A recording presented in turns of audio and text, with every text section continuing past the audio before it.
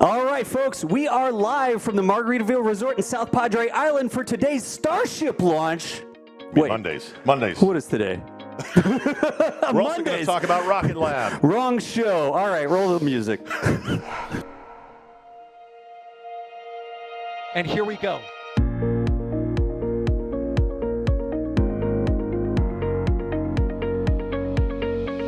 We have liftoff. Propulsion continues to be normal. R68 chamber pressure looks good. Following up. Roger, planet. Water powers fly! Yes! Tango down to nominal. Flight downside SP'd off. Bring in SP'd off. Off. It's orange! Orange 25! Oh my god! Oh my god! Decollage. Look at this! Put that in the big bag, 343 unfolds to go. Indeed. We rise together, back to the moon and beyond. If the methane will be igniting in the flare, correct? Yikes. You read? We don't need need any more of these.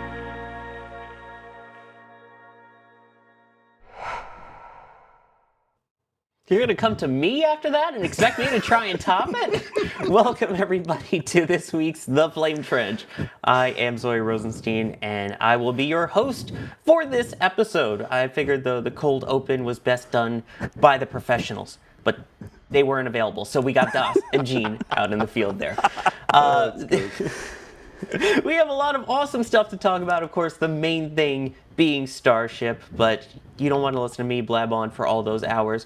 I have a fantastic team of talented talkers to join me for this one today. Let's see whose picture comes up first for who will be joining me on the Flame Trench. It is Ryan. How is it going, Ryan Weber? It's going fantastic. I'm talented. We're talented? Are we? Yeah, Okay, I guess maybe we're a here. stretch, So, I mean, yeah, we're here to talk about Starship Flight 8. And, there's a few other things that are going on in space, lunar stuff with the moon. It's exciting. I can't wait. And they slowly chanted, moon, moon. Oh, wait, wrong rocket. Anyway, also joining us from Starbase is an empty room. Oh, wait, there's an EJ there. What are you Hi, doing EJ. in my hotel room? What the heck? I mean... How'd you get in here? You're not supposed to be in here. We haven't been stalking, don't worry. I won't tell people about that one thing that you did involving Dunkin' Donuts. Oh. What is going on? Don't worry. He's from the Northeast. Dunkin' Donuts is the best kind of coffee and donuts, so it's fine. Thank you for joining us. Thank you. What's going on, everybody? How you doing? And then, as you saw from the cold open, we also have the dynamic duo of Gene and Das joining us from the Margaritaville Hotel. How's it going? It's a good tech shakedown, I think. We're unmuted. Yeah, we're unmuted. It's a good technical shakedown for us here, all set up at the Margaritaville, ready to do the show today, which did not happen today. It happens on Monday, no earlier than. Yeah, it is what By the way, it is. time- But we're here, but- and we're set up, and we're ready to light a rocket once they stack it. Once they get around to it. Once they build it. If they roll it out. You guys, Yeah. can you look out the window and make sure? Like, is it stacked yet? I don't know. No. That's, No, I just messed up the thing. Here, send that back that way. I got it. We're professionals. Listen to Sawyer. No, they weren't available. That's right. Nice. Sawyer. Also, I appreciate you checking the time. Is it 1:30 a freckle currently, Das? It's like in Back to the Future. This is the Back to the Future. Anyways, there's a boy. show. Y'all do your show. Yeah. Yeah, we got some people saying it's going to be spicy. I think this one may be more off the rails than spicy. But a reminder, you can also be a part of this show. Tag us at NASA Spaceflight if you have any questions, and we will do our best to answer as many of them as we can. And of course, before we start, we already have someone saying, let's get this party started. Spicy Flame Trench, Phil, thank you. And of course, we couldn't start without our best friend here, the Space Pope, blessing this trench. Thank you very much, as always, for the $50 super chat. This trench is now blessed, but as pointed out, this rocket is not yet stacked. But we are now one step closer to that actually happening. I mean, Ryan, where are we at now? What do we have that's new today? Hint, it involves a license. Well, yeah, we have the launch license that was released, but this is yesterday at this rate. And then not only that, they got a determination so they can launch. They got approval from the FAA, which is kind of nice. The mishap is still open. I guess it's because they want flight data from Flight 8 in order to actually fully close it and verify all their findings and everything. But they have the authorization to fly now. That is once they roll a ship out, which is fun on that front, and we'll talk about here in a little bit because there's some news on that front that we might be getting closer to that. But yeah, the mishap investigation is still open, but they've completed a comprehensive safety review and has been signed off by the FAA so that SpaceX can fly Flight 8 while they keep finishing up the mishap for Flight 7. So that, along with the license modification we got yesterday, which is part Flight 8. It's like Flight 8 Plus. We talked about it a lot during the countdown to launch last night.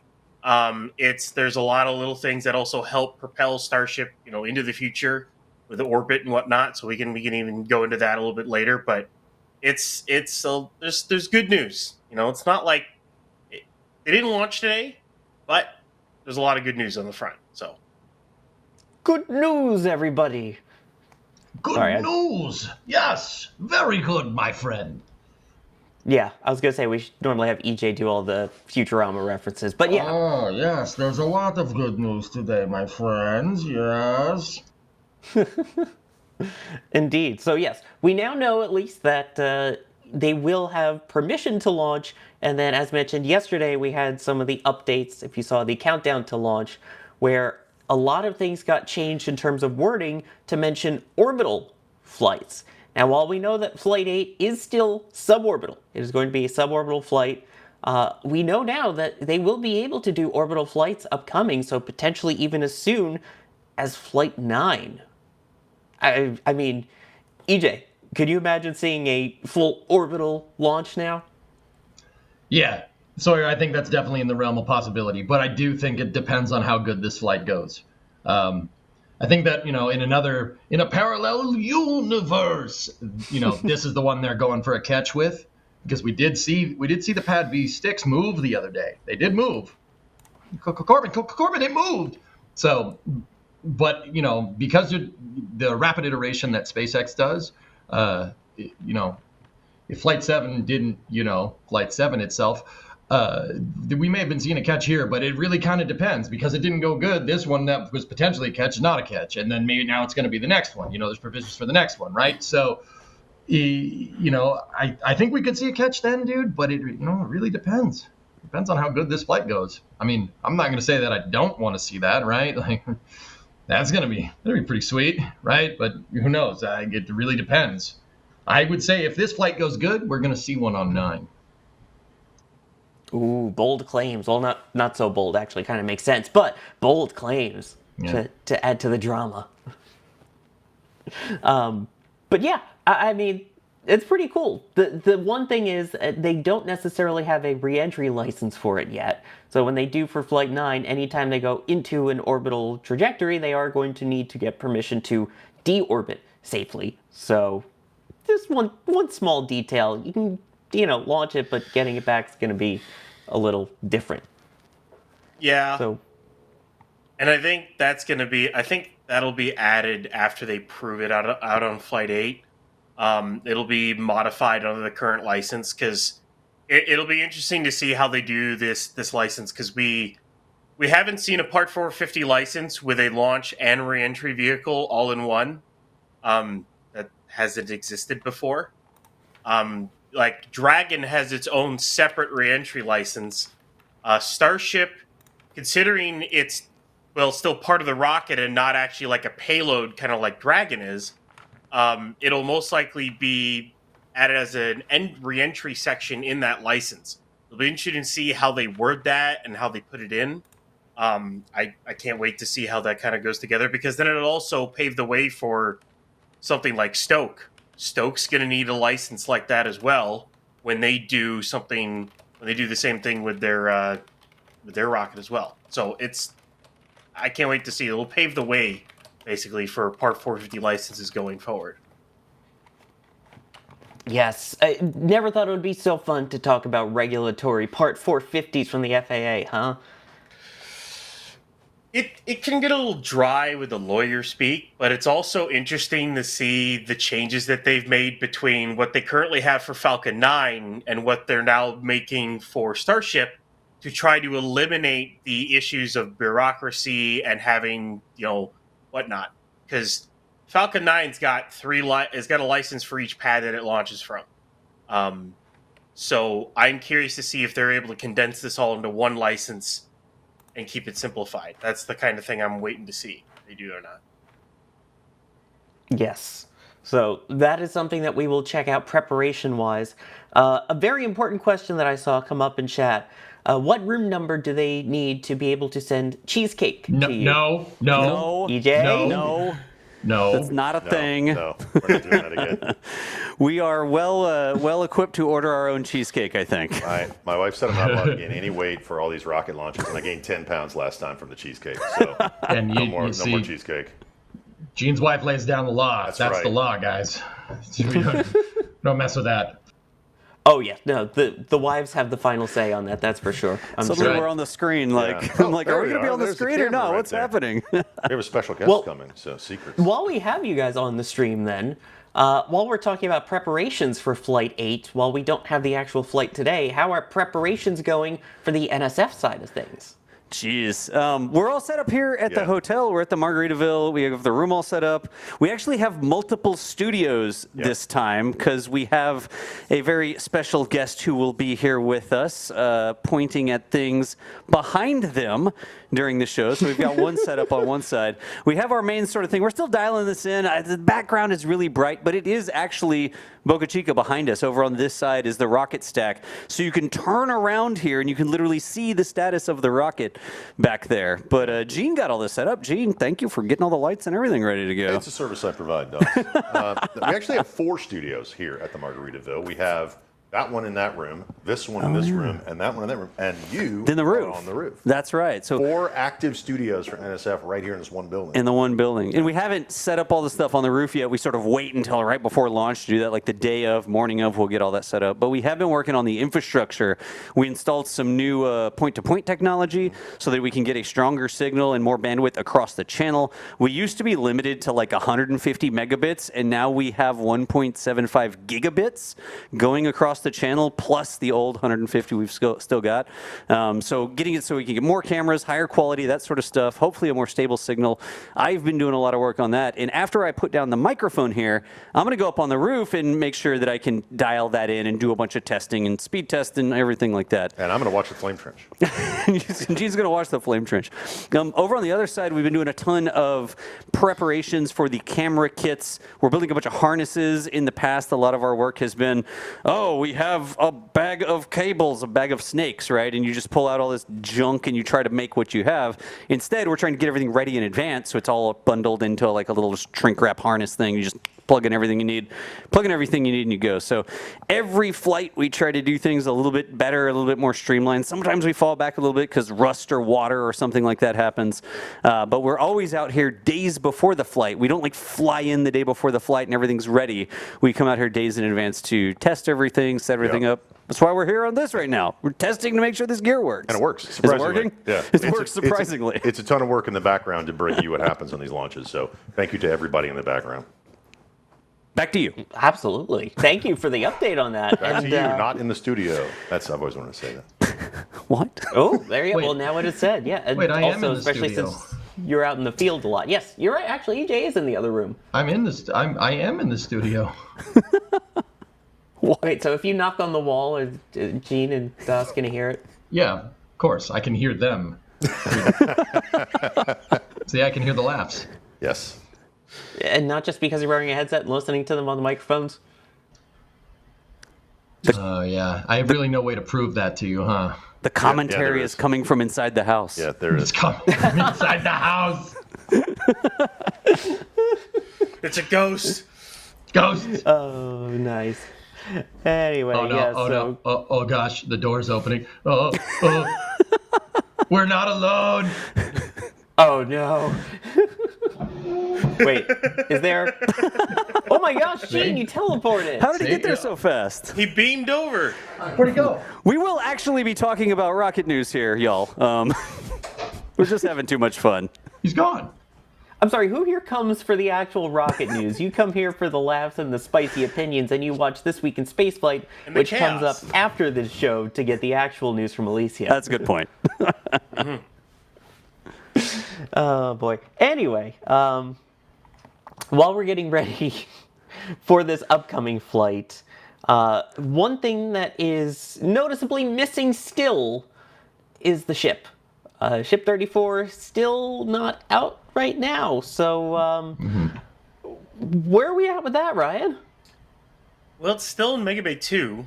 Its transport stand, it's still sitting out in the ring yard, or formerly the ring yard, if you want to call it that. It's in front of the bay. We'll put it that way. However, there are road closures on Sunday. There's about 12 hours of the day on Sunday that are covered in road closures, which all say factory to pad. So my guess is that's for Ship 34.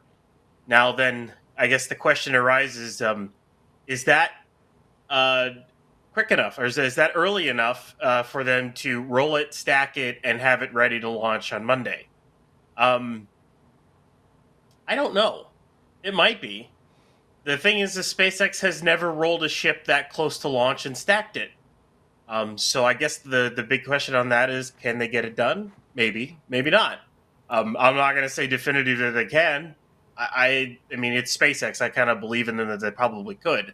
And they still wouldn't be targeting Monday if they didn't think they could do it. Is the one thing they'll challenge themselves to try to do it, because eventually the program's going to have to do something like that. They're going to have to roll it out and stack it quickly. So it's kind of one of those tests for the team to see if they can get it done. But, of course, if they can't, they do have backups. As much as I don't want to say it, but SpaceX did say as soon as Monday. So I hope they do make it Monday. It is one of those things. But we're just going to have to wait and see when 34 rolls out. The biggest next thing for it to happen with it will be the door to open and the transport stand to move in. Then the ship has to get put on the transport stand and has to get its dumblinks loaded up. The 4 dumblinks they're going to deploy during launch. That has to get loaded on. And then they have to roll it out to the pad. So we're kind of just watching and waiting for that to happen. They do have those closures. They do have closures pretty much spread out over the entire day on Sunday. If I remember correctly here, they've got it 1 a.m. to 5 a.m. is one of them, 10 a.m. to 1 p.m., and then 4 p.m. to 9 p.m. So I hope they don't do it 4 p.m. to 9 p.m. and that'd be cutting it pretty close for checkouts. I hope it's kind of like either that first closure, give them as much time as they need to, from checkouts and get everything kind of sorted with that ship. But it's kind of just wait and see over the course of, today, tonight, and tomorrow for them to put that thing on a transport stand and load it up with the links. So we're just kind of waiting and seeing along with everyone else here. Ryan, I feel like it's Groundhog Day here. If the high bay opens and the Starship sees its shadow, the launch gets pushed a couple of days. Yeah. Seems like what's going on here. It's like it's open. It's flapping its wings. It sees the shadow. It went back inside. Yeah. 6 more weeks of disappointment. Can winter go away, please? I mean, it's warm right now, but also. Well, yeah, the Bostonian who's now in South Texas. But anyway. You're in Florida. But I know, it's fantastic.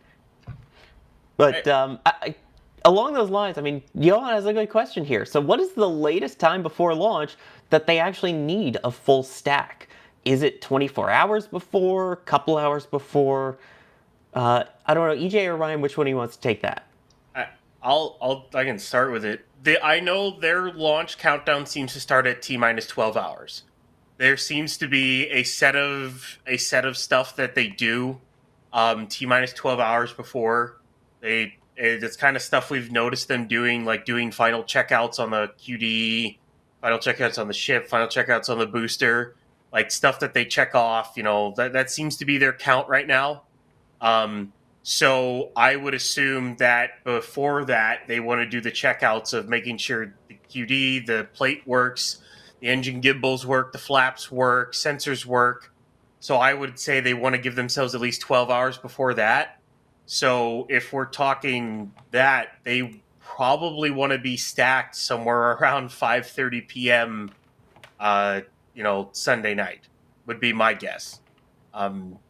They can probably do it a little bit quicker and spend the entire night doing stuff, but I think they would like at least that 12-hour mark before they hit that other 12-hour countdown, like 5:30 in the morning or something like that. I think they would like that because more time is always better. It gives you more time to make sure everything's good, because you don't want to rush. If you rush, you might miss something, and then, well, you might lose it. And the last thing they need is to lose another vehicle in flight. While Flight 7 was a setback and they're back to flying 6 weeks later, they can't really, if they want to get this program where they want to go, they can't really afford to lose another flight, especially before they get reentry data. So they need to do this right. And if they need to delay a day or delay 2 days to make sure that everything's good, they'll do that. But I think they can get it all done if they stack some time Sunday evening. I think they could do it. So, given that, as you mentioned earlier, the road closures now that we have for a potential roll, what would that be, Sunday? So it sounds like it might cut it close, but possible? I'm not going to put it past SpaceX. That's the one thing. It's hard to bet against them. It really is. So it's just one of those things is they'll challenge their teams. Can you get this done? If they can't, they can't. If they can, holy cow, that'll be absolutely amazing if they can stack this thing within 24 hours of it launching. And it not only that, it being the first stack of the two vehicles and then they launch. That'll be a first because the quickest they've ever done it is the first stack before launch has been 5 days. They've had a lot of time for checkouts in the past. So this will be an achievement if they're able to pull it off, one way or the other. And, it's something we've been wanting to see, and I can't wait to see it. I want another opinion. Das, do we still have you? What's your thought on actually getting this stacked in time for Monday? Oh no, what are all the DOS-isms? Good grief. Wait, what? Test before Das, you look deploy. very different. Yeah. Neat. I'm trying to think of all the DOS-isms. But yeah, no, DOS went up to the roof to work on the antenna like he said he was going to. So, hi everybody. How's it going? Not DOS. It's Yak. You're not DOS. Unfortunately, no. I have nowhere near the amount of magic within me as DOS does. DOS just gets stuff done. He's like Saul Goodman. Huh. Where are you, EJ? I walked into this room, and I know you're in the vicinity. Are you here? I am here, yes. Can I... Oh, that's not annoying at all. Here we go, No, breaking the no, fourth yeah. wall again. EJ, incoming. Yeah. Incoming. If only Jack incoming. knew that we just did the teleporting joke already. Yeah. Oh, hey! Here it comes. Hey! Oh, what's up, hey, dude? A lot of this guy. Oh, hey, buddy. How you doing? Okay, bye. Enjoy your weekend.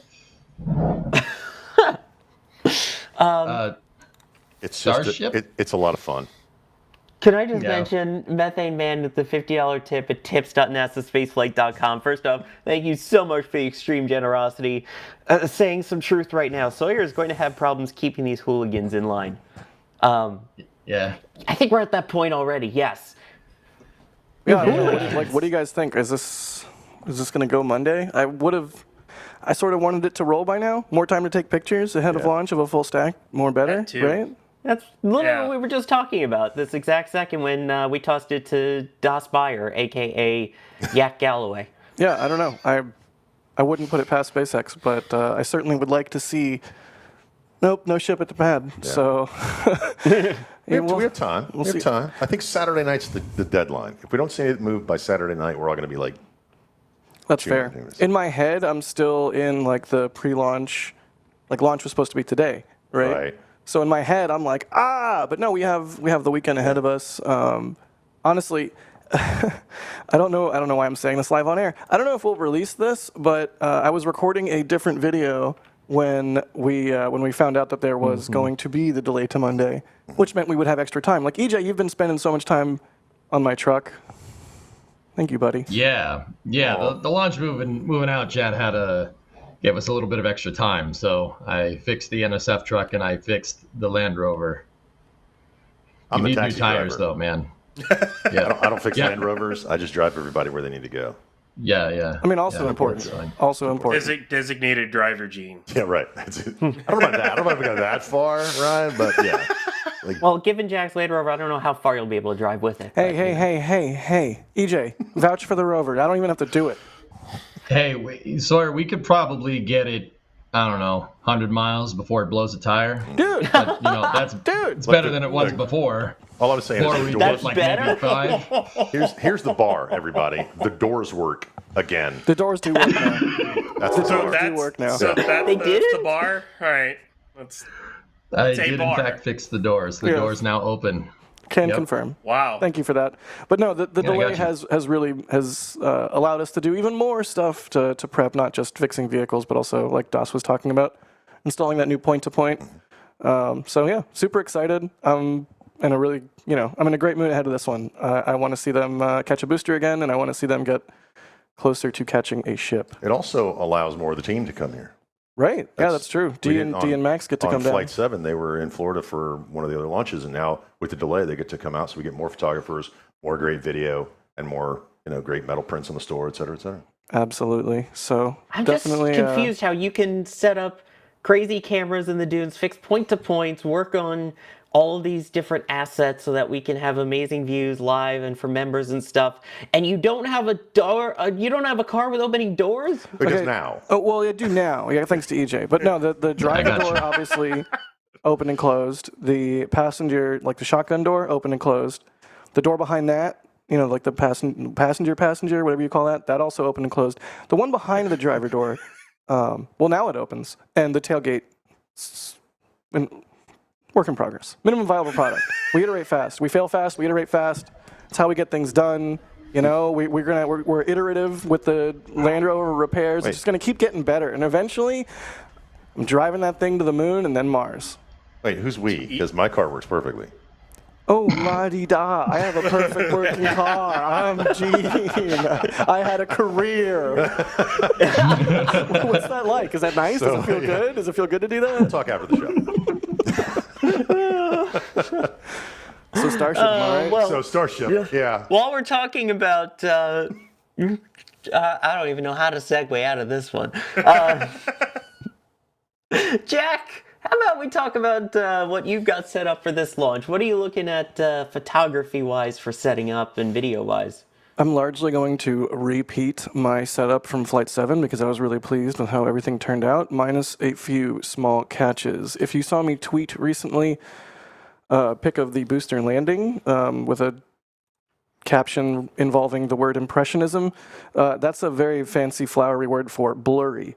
And it wasn't blurry because the lens wasn't focused right. It was blurry because the way the booster actually came in and then crabbed towards the tower meant that the booster, when it came into frame of the camera, was crabbing through its own wake, through its own heat from the Raptor engine. So it gave it this really cool heat distortion effect. I think it's a cool photo, but it's not the photo I was looking for. It wasn't the droids or whatever Star Trek thing. I know I said Trek. I did that on purpose to bother you. Are you bothered? You should be. I'm very. All right, good. bothered. Your Jimmy's rustled? Moving on. I call Okay, them sprinkles, thank you very much. So, My almonds are activated. So, for example, I'm setting a lot of the same things. There's going to be, multiple slow-mo cameras, just like last time. And yeah, we'll see how that goes. The big difference this time around is normally I would be renting a 600 millimeter lens, and if this is really boring photo talk for people, I'm sorry, I'll be done soon. Normally I rent a 600 millimeter lens and double it to 1200 millimeters. This time I rented a 1200 millimeter lens, and I'm going to double it to 2400 millimeters, and then apply a 2.3 times additional zoom field of view, technically, if you don't yell at me. I know, I'm keeping it simple for the people.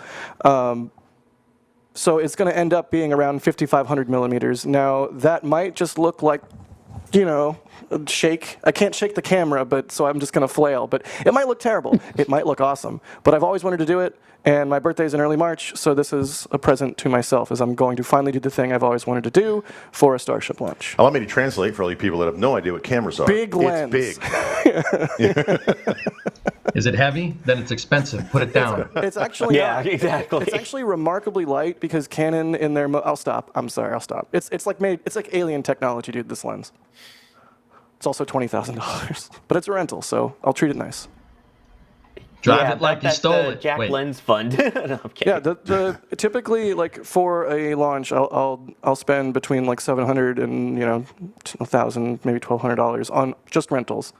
And the print sales. That's why we're always like, the print sales really help because a portion of the sale goes to the photographer. I rent that gear because I want to pull things off that I wouldn't be able to do without that equipment. And it's like the lens alone is $20,000. I can't afford that. So every little bit helps, folks. Thank you so much. Yes, someone also said a jacktastically big lens. It is. It's quite large. I'll take some photos of it when I get the rig set up and tested. Jay, I'm sorry it hasn't been tested yet. Please don't yell at me. Ooh, are you saying that there's behind-the-scenes things that are available, that some of which go to our members and some of which are available on our NSF socials? That's true. Oh, was that a seamless plug or not? Not seamless at all. But anyway. It was a plug.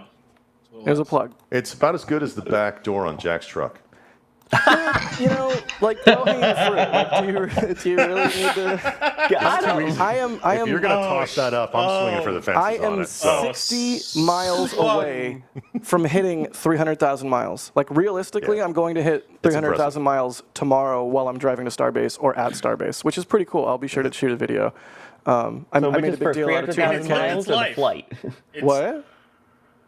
Which happens first, 300,000 miles or the flight? 300K for sure. I easily put 100 miles on the truck a day. Easy. Just going back and forth from Starbase, what have you. Might even hit it tonight. We'll see. All right, sorry, car talk. Starship, am I right? Yeah, by the way, also, John is asking, can someone ask not Das if he's ever worn a kilt? Random question. Thank you. All right, fine, Dave. Thank you. I'll thank some people here. The name's Dave. Thank you for becoming a Red Team member. Austin Skirvin, tips.nasaspaceflight.com. The stream is going off the rails. Moon Train Choo Choo. No rails, best rails. Hopefully Captain Yak shows up with his kayak and a kilt. Well, got 1 out of 3 of that part. Sawdog is really rolling with all his answers. I appreciate all the puns and references in there. Very nicely done. Off the rails. This stream never started with rails, says Jay in the back channel. Space Pope sending blessings to the Earth Pope in hopes of a speedy recovery. Yes, absolutely. Bideford, thank you for gifting 5 Red Team memberships. Greg Watson saying Mr. Yak. Hi. See. EJ, can you say it properly? Mr. Yak. No, it's not Mr. Yak. It's Topo Chico Yak. Oh, see. See. Methane Man, thank you for gifting 10 Red Team memberships. I'm just going to move on from that. Johnny, thank you for the 10 curly E's, the euros there. And Roseanne Devasto with the $20 super chat saying, for Jack, I really appreciate knowing the details. Yeah, somebody in chat was like, we really don't care, Jack. I'm sorry for the people that don't care. I'll stop, I swear. Let's do questions and stuff. Fine, then I'll ask you one that people do care about, Jack. How's the weather looking? I haven't looked at weather for launch day, but the weather last several days has actually been delightful. Yeah. Like we were leaving Rocket Ranch last night, EJ and I, after working on the truck, and I was like, hey, buddy, look up. And there's a lot of stars. It was a nice, clear, crisp night with very little, extraneous light. And if we get a launch on Monday, near the end of the window, then maybe, just maybe, Space Pope willing, will get the very first, what I am going to now coin as a star jellyfish, or maybe a star jelly. We'll workshop it, but the very first Twilight launch of Starship is going to be a mind blower, and that's for a variety of reasons, not just because it's cool to see from all the launch photographers and everything's perspective, but also because of normal people's reactions who are outside like walking the dog, not even expecting to see something, and they're in like, I don't know, South Florida somewhere, and they're like, oh my God, it's alien. Like, I love that. I love when people get exposed to rockets without, and then maybe they get excited about space, and maybe they're like, oh, let's go to the moon again. I didn't know we were doing that. That's really cool. So first Twilight launch of Starship, maybe as soon as Monday, please. So yeah, weather permitting, hopefully it stays the exact same as this, because it has been bad the last couple of weeks. Just that typical Boca winter, cold, windy, gray, rainy, just gray, it's soft light on everything, very dim all day. It's like you're living in the Arctic Circle, But yeah, last couple days, blue skies, it's been beautiful. So fingers crossed that holds for launch day. Yeah, I mean, I pulled it up while you were talking, and it said looks like the high is going to be in the 80s. It's going to be a little bit of clouds, some wind, but we saw that on Flight 7 too. Right. The wind didn't have a problem, and then they launched it. So we'll see. We have weather people that are going to check it more in detail instead of just pulling it up on their computer. Yeah, I'm excited to talk to Adam about this. I can talk. Because Adam will fill us in on what's going on with the wind shear and all that stuff, because wind shear is probably more important to look at than even just like ground speed winds and stuff. But very exciting. I'm really excited for this launch, not just because of the Twilight effect, also of course second launch only of Block 2, so that's going to be really exciting. Hopefully it doesn't, as EJ said, Flight 7 itself. Yeah, there's a little bit of low-level wind shear is looking like on Monday. And Tuesday might be around the same. I kind of looked at some of it here and there, but Adam would know more than I do about it. But I guess it is something to watch. So This is the difference between Ryan and myself. I wasn't going to mention that, and then Ryan's like, "Ooh, I get to rain on their parade." So Ryan raining on parades? What? When? No, it's wind. I just want to right. let you know the information. What? I said it's going to be a little windy. You're right. It's going to be You some more mentioned than a wind little shear. windy. So, Yeah. So Ryan, somewhat of a curmudgeon? I never. no. Never. Never. Hey, happens. DJ works on planes. I love you, Ryan. Don't I ever thought change. he It's was you, a Jack. boat captain. A boat. No. Hey, EJ, when's Starboat? When's single boat to orbit? I wish, man. We watched Cowboy EJ Bebop the other day, and it broke EJ's brain. Yeah. We should I try to hadn't get watched it in a long time. What's up? We should try to get that Kitty Hawk class from Brownsville. See if we can use that thing. You know? Yeah, you know what I thought would be a good idea? If they're going to scrap the Kennedy, we should take the conning tower and Yes. we should just put it God. at On one of highway. our outposts. Yeah. Yeah. Yes. Yes. Yeah. I would Yeah. sell I mean- my soul like 3 times Yeah. over for that. That would be amazing. Can we would be- hey, they bought it for $1, so like maybe we can get it for like 30 cents and then just Yeah. go to Elon and be like, I mean, I'd give him 2. The problem- I'd go yeah, big. right? The problem would be, And like, get some what? SPMTs. The like, transportation, yeah, we'd have to get some SPMTs. I mean, Hey, that would be a cool it could collab. be done though. If anyone Be out there done, though. works for an SPMT company, that would be a really cool collab for a video. Yeah. dude, that would be the coolest outpost Jack, ever. Jack. But yeah, fun driving- fact. You inspired me a little bit, EJ. Sorry, Ryan. You inspired me. Here's Oh, no. here's some interesting and useful information should you be here in Starbase for this launch. Do not slow down at the Border Patrol checkpoint. When you're heading out to the beach, you don't have to slow down. I mean, Right. obviously, be careful and be nice to the law enforcement that are there. But you don't. I see people like crawling to a stop, heading out to the beach. You don't have to do that.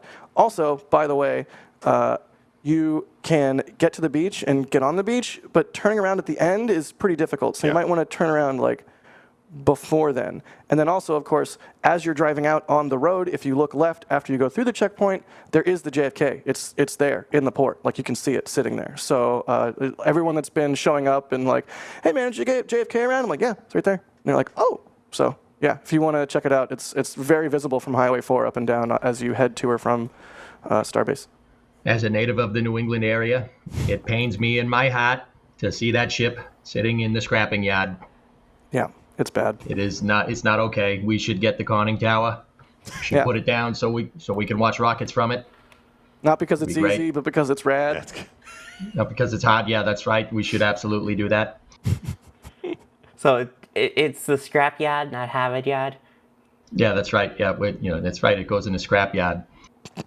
Oh my gosh. Killing me, man. Where do I try. Where do I even go next? That's right. It goes in the scrapyard. Hey, Booster 15 might have its FPS Sorry. installed. I was gonna say we've talked about the ship. We haven't really talked yet about the booster. Ryan, what's going on in terms of hot stage rings, FTSs, and other stuff? Well, Hot Stage Ring's back on the booster. They did that last night. So, as you can see, the launch site looks kind of cleared out. The booster transport stand is still there, but usually don't take that away until they're much closer to launch. Well, yes, we are, but, of course, there's a vehicle that's missing from that pad at the moment. But they've been working on the FTS, or working on it last night, and I think through some of the day. So I think it's safe to say the FTS is installed on Booster 15 at this point. Because I haven't seen all the lifts have left. Usually, if they're still hanging around, it means they got more work to do. So, with that being the case, that means the booster is ready to go. With the fact that they've basically cleared out the pad, usually means the pad's ready to go. They didn't paint it this time. I mean, paint is paint. Who really cares, right? They don't really need it. So the pad and the booster look ready. So they're kind of waiting on the upper stage here. So all eyes and regulatory. So literally, they've got the booster, the pad, the regulatory notices. Things are all done. You're just waiting on the ship. So that's kind of where we're at in total. So, and while they're doing that, they're hard at work on pad B still. So You know what else didn't need to worry about paint? the space shuttle external tank after STS-1 and 2. Yeah, baby. I thought for sure you were gonna make a joke about my Land Rover, and I was about to be so mad. Oh, I missed one. Yeah, Dang I'm it. glad you messed that up. You messed that up, buddy. Well, that's all right. We can call yours rustic because it probably has a lot of rust all over it, so it's fine. You know what, dude? I mean, as much as I want to just absolutely thrash on Jack, and that's really fun to do. I'm not gonna lie. The Land Rover is it's not rusty. It just has 300,000 miles on it. It's been around the block. You know what I mean? But it's actually not too bad under there. I was kind of amazed for an English vehicle. He said a lot of nice things and then swore me to secrecy, so I'm just going to let him. It's actually not too bad. It's got 300,000 miles on it. So, considering the environment it's in for a good chunk of time, like that environment down there is not kind to anything metal or anything really at all. Nope. Right, including the orbital launch mount and the vehicles and everything else down there that's actually Starship related, not just Jack's car. I'm trying to rein us in a tiny bit at least. Mm-hmm. Actually, I mean, if you're raining on the parade, I'm going to try and rein us in. How about that? Sorry, did you see on Starbase Live they started putting up a triangular structure on the side of Pad B? Do we know what that's about? Do we have an idea of what that's about? All right, Ryan, shoot your shot. Let's go. Where the booster QD is going to go. That's where we think it is. Or booster QDs. We don't really know yet because we haven't seen a Block 2 ship aft, so they could do 2 QDs. Locks on one side, methane on the other. Kind of like there's locks and LH2 for the shuttle. So we're kind of waiting to see what they're going to do.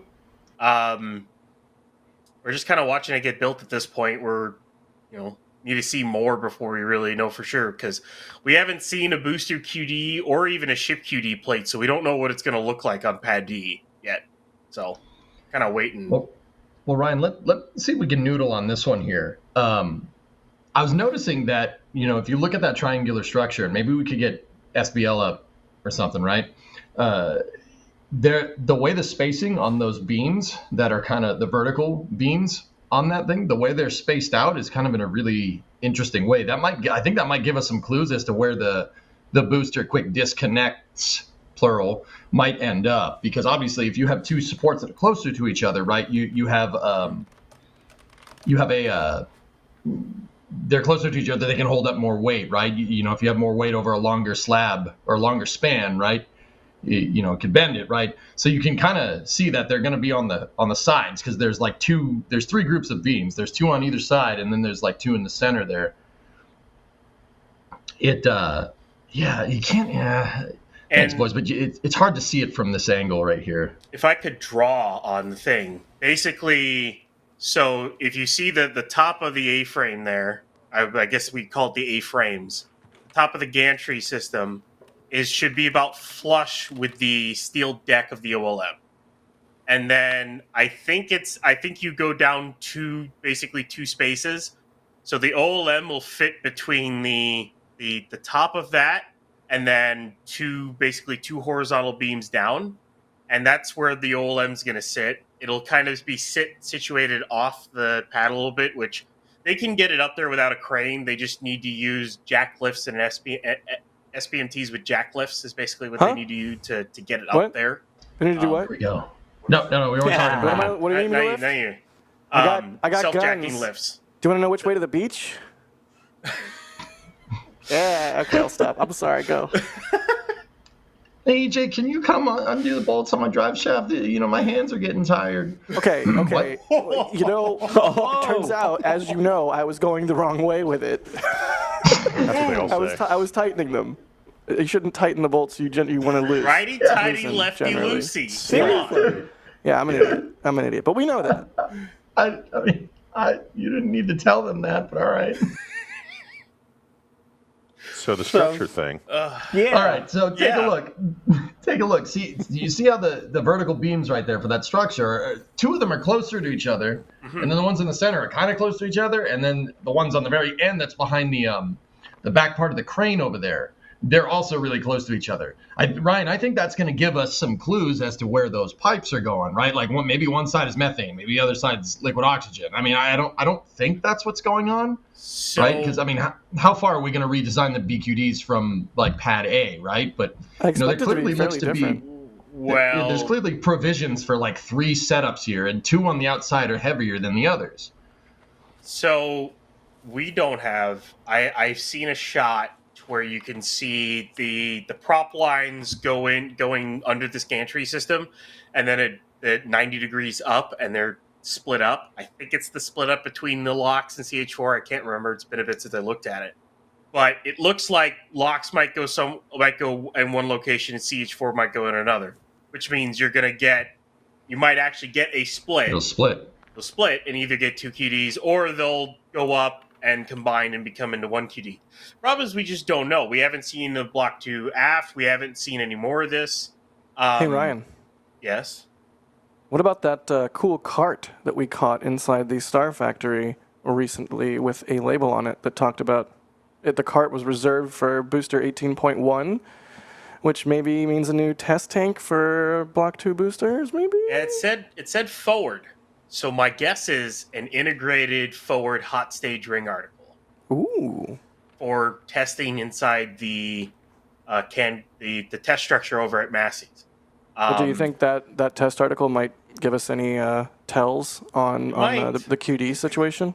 If they do an aft and a forward together, which sometimes they've done, but I don't know if they would do that.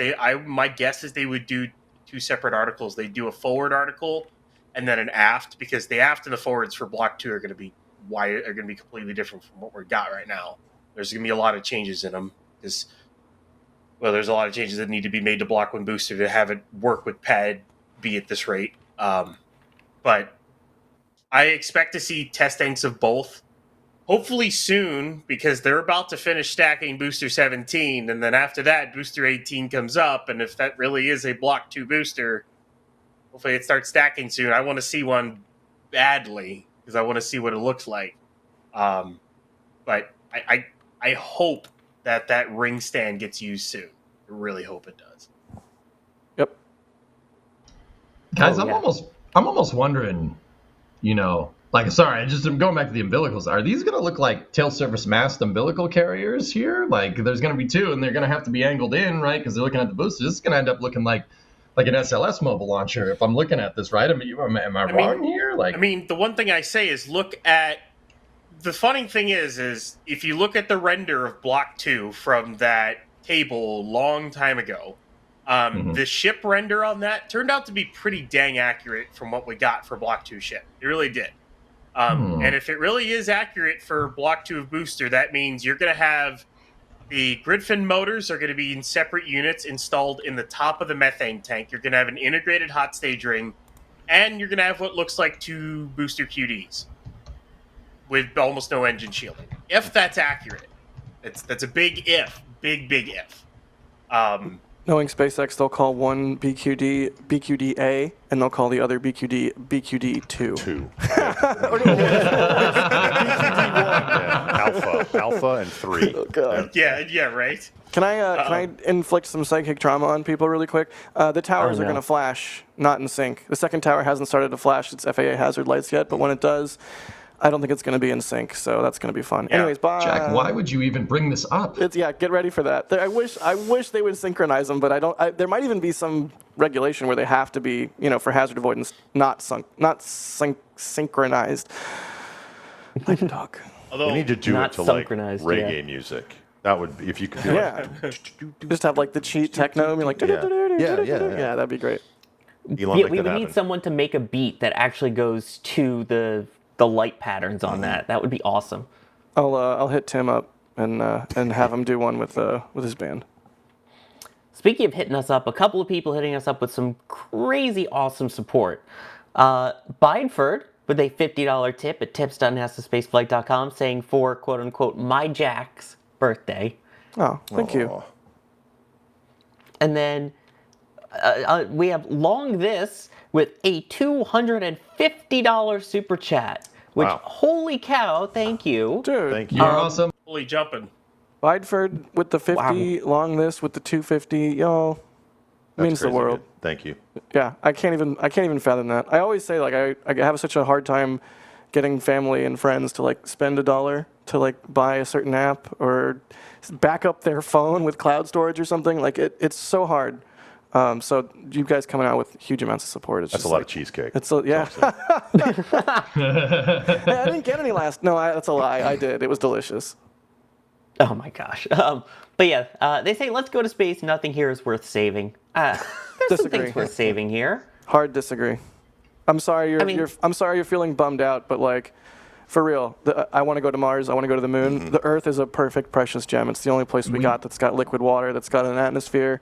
Like, that's part of the reason why I've said it before. You're probably bored of me hearing me say this, but that's part of the reason Blue Origin's vision, Jeff Bezos' vision for this new space age of moving heavy industry off Earth and preserving this perfect place that we have as like a giant nature preserve really appeals to me and really excites me because we only get one of these, and it's so worth saving. I'm not saying don't go to, like, I don't know, it always bothers me when people are like, oh, let's go to Mars, or Mars is just a billionaire's like escape. It's like, no, it's not. Like, we should do both. We should protect Earth. We should go to Mars. I'm sorry you're feeling bummed out though along this. Hopefully, our shenanigans today. I mean, they're designed to cheer you up. So hopefully you're enjoying, man. And seriously, thank you. I bet you I can make you smile talking like this the entire time. Have you ever lost your voice from doing different accents and voices? No. That's impressive. Keep trying, but, oh, I will. Yeah. I mean, yeah, we can't do anything that we're doing here without you guys, so thank you. I mean, all of the views that you're getting for this upcoming Starship launch, all the people that we have out there, all of the assets deployed, like Das was talking about, all the upgraded internet, Jack renting the giant camera lens, all this stuff. We could not do this without support from people like you. So thank you very, very much. And again, we're honored that you're choosing to spend some of your money to help make this happen. And our goal is to take that and then provide you an even better product so that you can enjoy our crazy insanity with beautiful views, so you don't have to stare at our faces the whole time as we make fools of ourselves. But you could. But you could if you wanted, yeah. quick update or follow-up. Astro95 Media, what's up, dude? Saying hazard lights on towers can be synced. Wind turbine towers near Harlingen blink simultaneously. Yeah, they do in the Mojave as well. But if you notice, those are red lights because at a certain height and above, they have to be white lights. So I don't know if the regulation changes or what, but yeah, maybe they'll be sunk. I'll be very happy. I'll be extremely happy. I'll be overjoyed. Maybe they'll be sunk. Sinked. This isn't a boat. This isn't the United States, the SS United States. Oh, dude. Oh, talk about inflicting psychic trauma, man. Oh, Too man. soon. Now I'm It's bummed. gonna go make a barrier reef in off of Mobile, off Alabama. It's fine. It's gonna help fish. Yeah. Thank you, Jay. While we're talking about the towers, Jay's having fun. When did we get a womp womp womp? That was What was that? Jack.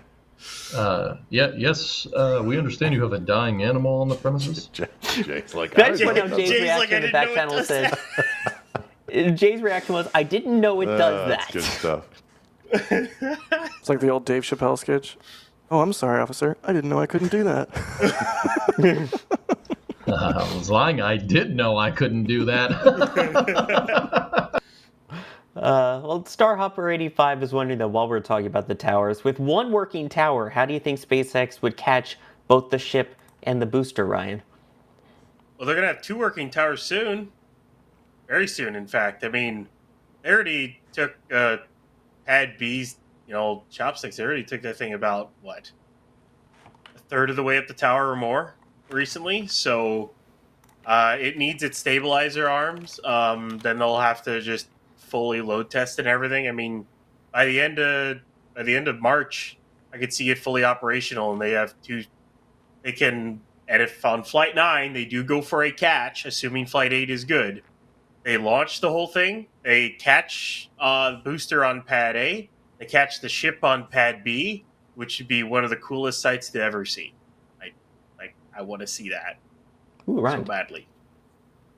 It'd be amazing. They can do it. Yeah, that would be awesome.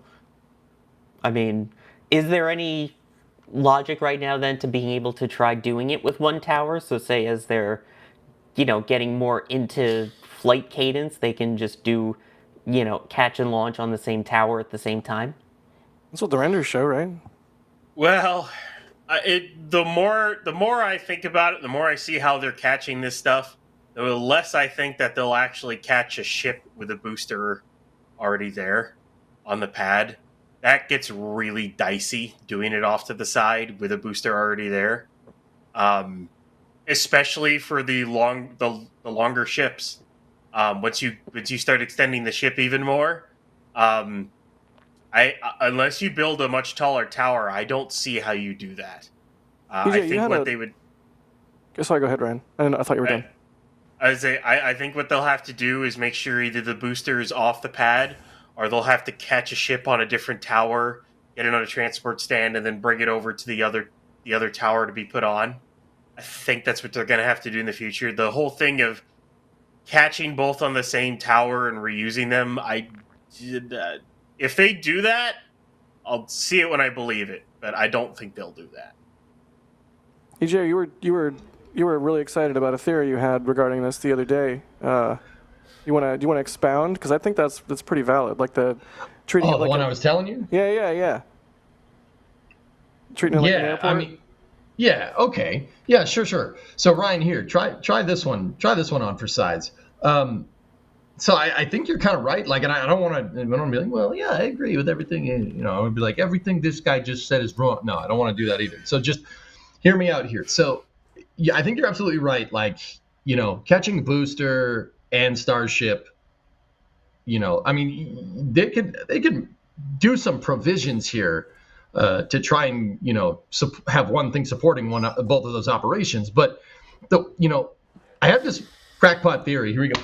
Crackpot theory time. Let's go. All right. So what I was thinking is, if you think, Jack and I were specifically talking about like payload integration and just doing more than one operation at the pad at once, like having the booster being detanked or refueled and then having a ship come down. You're not going to do that. The way I was kind of thinking about it, and this is the crackpot theory, was you think about the towers like runways, right? You can have think about a runway at an airport, right? The tower is one, pad A is one runway, right? Tower B is another runway, right? And the way this kind of works, right, is if a booster is on the pad, you're not going to land a plane on an active runway, right? If there's somebody taxiing across the runway, you're not going to try to land. I mean, in plane stuff that, hopefully it's not a runway incursion like what we saw the other day. Unauthorized runway incursion, right? Yeah. But the point is that you kind of said this a little while back too. Like you'll have one landing on one takeoff operations on another, and then think about like the transport stands for starships. Like I know you love those things, right? Like the transport stands for the starship itself is like a tow bar for your starship, and you'll tow it to like a jetway. In this case, the Starlink like payload changeout room or wherever it is, right? And in that particular, if you think about it like that, a booster being on one of these towers really doesn't make any sense to land a ship on it, right? Because it's a runway that has something on it, right? You're only going to land on a runway that has nothing on it. So you could have like, that doesn't mean like you're going to have like a dedicated catch tower completely. It's just you land, you just have a lot of towers like an airport would have left, center, and right runway. Right, you just have more runways. Just build more runways, bro. No, build more towers, right? And just land the Starship on a tower where the booster isn't, and then the Starship will, the catch arm, the chopsticks will put it down on a stand, and then, a tug, maybe not an SBMT one day, maybe it's a tug, right? Or maybe they build the SBMT into the transport stool or something, tows it over to a payload changeout area, like like a plane would taxi, right? Like a plane would taxi off of the runway to a taxiway to a jetway, right? To the ramp. The transport stool is basically your tow bar to move that over there. And if you think about the operations like that, landing a Starship with a booster right there, that doesn't really make a lot of sense. I mean, I'm not saying they couldn't do it. The other thing I was thinking, dude, is like, and this is crackpot theory number 2. If you rotate that tower like 90 degrees from where it is, so like the tower is kind of in a diamond shape like this, and then the pad is kind of right here. If you rotated it That's 45, moron. If you rotate it at 45 degrees, so when the chopsticks are at their fullest extension or fullest, kind of yaw to the right, being over the OLM, right? They could swing the chopsticks all the way back to the left and catch from over there, and you could kind of have operations that wouldn't interfere with each other. But that would you'd have to rotate one of the towers, and two of the towers, the two towers that two out of the three, well, actually all three towers are kind of not in the right orientation for that, right? So you wouldn't want to do that. Not So in that orientation, right? Exactly. That's not, unless we, oh yeah, let's just pick it up and move. Why don't we just take our tower and rotate it over there? They're not going to do that, right? No. So I'm kind of coming down in favor of if you think about Starship working like an airplane and the towers being your proverbial runways here, right? You're never going to land a ship with a booster sitting on the OLM. You just use the other tower. Just one more right? tower, bro. Just one more tower. One more That's all tower, we bro, need. please. We're going to get to Mars. Just one more tower, bro. More towers, more better. Yep. For crude ships, for Starlink ships or cargo ships, they're not going to be relaunched right away anyways, unless you get to point when I'm not even going to open that can of worms at this rate. Because point to point is logistically dumb. I think it's dumb. But Go away. Video You're in wrong. progress on that. Go away. You're wrong. Should we fight about it? Okay, go ahead. we want to fight about it? State your Yes, case. we do. We absolutely do. Okay, I will just say, good luck. I mean, yes, you could probably do it on coastal cities, but other than that, have fun finding a way to get boosters and ships and thousands of tons of liquid oxygen and methane, as well as a launch site and approvals to do all that. Good luck, have fun. Oh, and not only that, what if a ship breaks down somewhere? Oh, hi, Ship 32's nose cone. But good luck. The logistics of point to point are just no. Hey, No. Ryan, you know what the logistics of are also complicated? What? Going to the moon. Point to going point's to- actually harder. And going to Mars. Point to point's harder. And living It in is. Antarctica. And having people in the ISS. Point to point is harder. It's a solvable problem, but I will agree to disagree for the sake of continuing the show. But you're wrong, and you should feel bad, and we have a video coming out on it soon. I mean, I'm not trying to say, Ryan, I'm not trying to rain on your parade. Jack just kind of did that pretty well. But, dude, you go back, if you look at the history of aviation, right, you go back before World War II, everybody's like, we wouldn't land a plane on land. Why would we do that? We have the ocean. We just make a flying boat and land it in the ocean. Why would we land planes on land? That's crazy, right? And then, after World War II, we built runways everywhere, and then it was, it flipped, virtually overnight. Right? To why would we land a plane in water? Why are we doing this? That's crazy. Why did we ever do this? Right? Planes can fly themselves places with just some kerosene. You need thousands of tons of liquid oxygen and liquid methane to be stored in multiple locations. You need a booster to be able to push the ship far enough to do it. So you need boosters in all these locations. So, either you have to transport them over highways or roads, or you have to build them on site. Yeah, you just have the first tower that's not in the U.S. be in the Bahamas or in Australia or something, and barge a couple super heavies over there, and you're good to go, buddy. Yeah, what you're talking about is a lack of infrastructure. We all agree with you that does not exist today, but that doesn't mean it can't exist in the future. I mean, I the like this interstate guy. highway system was boggling the mind before it was built, and here we are. All of these things are possible with enough time and money, and time we have, money we'll see.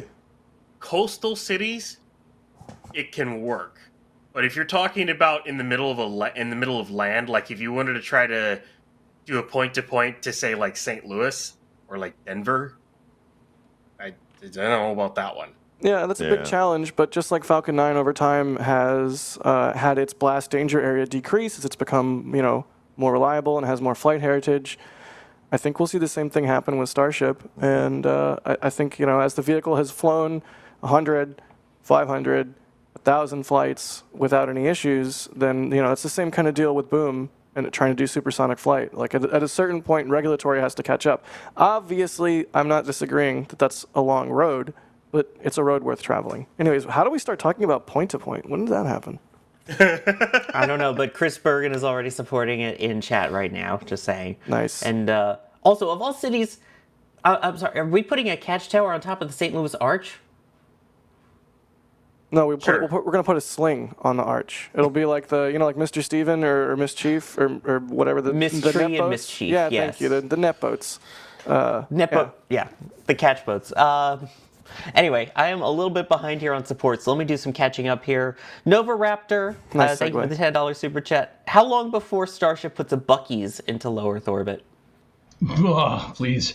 There's not enough space in low Earth orbit for a Buc-ee's. They're too big. We need Earth space dock. 200 tons is a lot, but it's actually also not that much. We can't Yeah, launch right. you can't launch a big boy into space on a Starship. That's a shame. Although 100 Yep. in-orbit refueling stations at the on-orbit Buc-ee's. That's a Just saying. lot of propellant. Yeah. And it's not a lot of propellant at a normal Buc-ee's. For those who don't know, by the way, Buc-ee's is more of a southern thing here in the United States, and they are very large gas stations. We're talking about 100 pumps in some locations of gas/petrol, as well as some very large convenience stores with multiple food options, a lot of beaver-themed merchandising. This stream not sponsored. Not No, sponsored. I'm sure I wouldn't be upset if big- it was, but It's a big gas Yeah. station. It's big. I don't. Maybe it's just the LA person. Juicy's, in you me, ever seen them when you drive past them? Yeah. I'm just like Juicy's, it's a joke. Some people love them. I don't. I love Buc-ee's. I love lots of those things. Not sponsored. that look that Jack is giving right now. There's nothing I'm glad you're happy. There's nothing on I-10 for me. I'm just all I'm saying. Dan getting a couple things for the Flight 2 patch, saying, been watching you since Hoppy, so it's about time I contributed to say thanks for your inspirational coverage. Keep up the excellent work. Thank you. Also, getting a subscription to L2. Very rare for those who don't know. L2 is part of our forums at nasaspaceflight.com, and these are exclusive levels that you get in there. You get some awesome, cool behind-the-scenes photos, documents, and pictures and things from historical aspects that haven't been seen in a long time, if ever. There's so many awesome resources at L2. It's really great, so thank you. And please remember, if you do get an L2 membership, to include your actual username from the forum. That will save Chris Bergen a lot of headaches. Shiloh with the $5 super saying, between the JFK and the SS United States, depressed. Yeah, I get it. All right, Blake- we gotta. Sorry, we gotta. I know you're doing the support, dude. All right, we gotta figure out a way to get that tower and put it at highway. I'm Yeah, we telling do. you, dude, it's such a good gotta idea. The fig- conning tower, I- like It it'll is, give it us really the is. elevation that we need. It has room for We know enough activities. Yeah, we Room- got it. It'd look amazing. Could we put bunk beds in it? Probably Yes. yes. Well, there's a Many. C. There should be a full CIC still in it. Yes. You know. Ooh, is there a skiff? Probably not. There prob- Imagine there might selling be. launch well, viewing I don't from know there. If the We skiffs can- in the we can conning make tower one. might be Can we make an somewhere else. NSF skiff? We can make a skiff. Yeah, we can do it. That's not that Dude, we hard. should do it. Can we convert should- that into a launch viewing site? The only That's what I'm problem- saying, the only dude. problem Yes. is none of this equipment will be allowed. Use in the skiff. bridge. Use the bridge couldn't have as any a of this stuff. Just shoot ourselves in the use the foot. bridge as an NSF command center, and yeah. Also, would be because I amazing. totally know what it is, and I'm not trying to find out for myself. Maybe people in chat don't know what a skiff is. Some secure compartmentalized information facility. Yeah. It's a room you In use to do English? classified stuff in that can't be spied on in theory. Just run an electrical current through the walls. Spy-proof room, Yeah. Okay, thank you. in theory. I mean, I totally knew that, of course, yeah. Yeah, just for the viewers. It was for the viewers. Yeah, for the viewers. For the viewers. Yes, Yeah. for you. Blake Alexander, thank you for gifting 10 Red Team memberships. Wilbo Baggins, thank you for gifting 5 Red Team memberships. Phil, thank you for gifting a Red Team membership. Steve, thank you for gifting 5 Red Team memberships. Long this, once again, with another $250 No. super chat. Dude. Another one? Wow. It's not the same one, right? It's the second one? Second one, yes. Yeah. Holy- Wow. Dude, you're a legend. They say That's I'm not crazy. bummed, just tired of people saying we can't both expand to the stars and make our world better. I'm glad you're Hey not Jack, bummed. that's exactly what Agreed. you were talking about. Yeah, I'm glad you're not bummed. It is frustrating, but you know what? The best thing that we can do is just keep getting the people that want to be excited about it.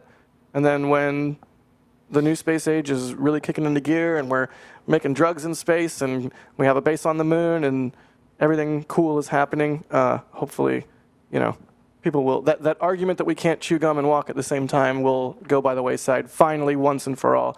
I was really, really, really stoked to see Tim's moon conspiracy theory rebuttal video come out, in part because that's another thing I would love to see go by the wayside forever. So trust me, I feel your frustration. There's those little things everywhere, but we'll get through it. We'll get through it, and the future is going to be really sweet. That's on my watch later list for tonight, by the way. But yes, yeah, thank you again. Thank you again for the beyond generous support tonight. Long this, it's appreciated. You say that there's things that are a bummer here on Earth. You were not one of them, so thank you for that beyond kind support. So also, there's nothing if not a big sweetie, and also you know nothing about bagels. What do you want to talk about me? What? Well, no, I was going to say that walking and chewing gum at the same time, you don't have to do them both. I don't chew gum. Inside joke. I get it. Wait, I got this one. I got this joke. And you're out. He's out. Yeah, he's out of this conversation. Yep. Yeah. Also, then revealing that Jack is standing on a box. What? Hey, his headphones aren't on. You didn't hear it. That was not me. You didn't hear it. It's all good.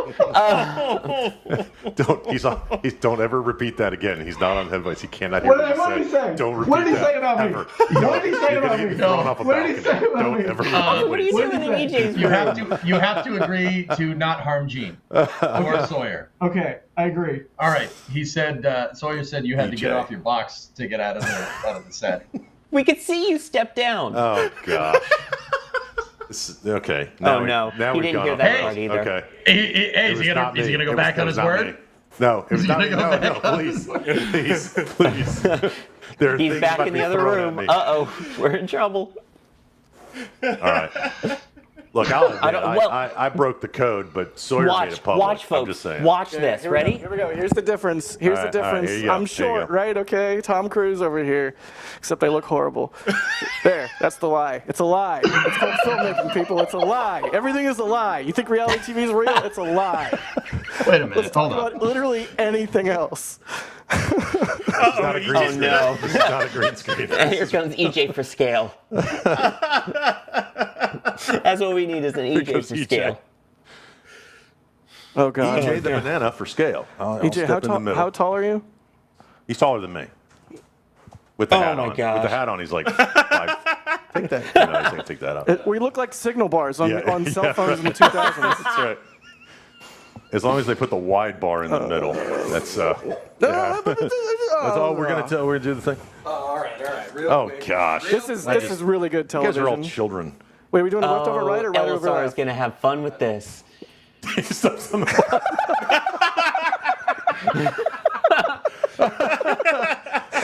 So Starship, am I right? Oh my gosh. Only on the flame trench. Only on the flame trench. Only on the Flame Trench. A reminder, we have This Week in Space Flight that comes up after this that has actual serious news and dives into all the topics in depth, featuring awesome Alicia. So stick around for that for the real news, and stick around for this for more whatever this is. It's fun, is what it is, Sawyer. We're all having fun here, as much as it may be somebody's expense, but we're having fun. Oh, absolutely. It's somebody's. It's Jack's expense. Let's not kid ourselves, okay? Hey, love you, Jack. I'm annoying enough about so many things that if I wasn't the butt of so many jokes, I would just be a jerk and everyone would hate me. So thank you for making my curmudgeonness possible. And it all comes around. It really does. Again, like you say, we're all friends and we just have a good time. And we're not friends. You thought we were friends? Live on air. This guy thought we were friends. Again with the box. Again with the box. I will say. Put that on a shirt. Have that on the store later. It's a Jack in the Box. What's in the box? Oh, God, dude. Really? Jack in the Box. Yes. Really, dude? You won't let it go. I'm going to keep going. Seriously, I can do this all night long. Really, dude? Token. All right, Sawyer. Were we supposed to talk about Rocket Lab? Starship, am I right? What's Hang on. How have we not had a Jack on the Box joke? Jack in the Box? Jack on the Box? No. Oh, yes. All right, yes, you get off please. the box. I'll kneel down, and then we can be level on the camera. Is that okay? I will say, I had no How's that? Is idea, that better? Jack, that you were standing on a box until Gene sent a photo in the back channel. Oh, stop. We're moving on. Look, now, Are we, though? now it's normal. It's Gene's fault. It's fine. I forgive him. No, I don't. I'm going to throw fireworks at him. I'm going to get thrown off a balcony. If only there wasn't a balcony right behind. Oh, wait. Just going to do this. This is totally natural. So we've talked about Just Jack call me in the a kilt. Now we KGB the need way Jack in a Gene's box. going to mysteriously fall off the balcony. People apologizing to Jack in chat. Poor Jack. And then Everyone you've got loves NASA's him. spaceflight official who just said, "Got him." Well, I can tell you that a Jack in the Box is not available at shop.nasaspaceflight.com, unfortunately. But it should be. I should Or never, I killed, should never have or said anything that. like that. I agree. It absolutely should be in the shop. But you know what is in the shop right now? All of the awesome things available for the upcoming Starship flight. We still have some of the patches from Flight 7. We also have the brand new tote bag, too.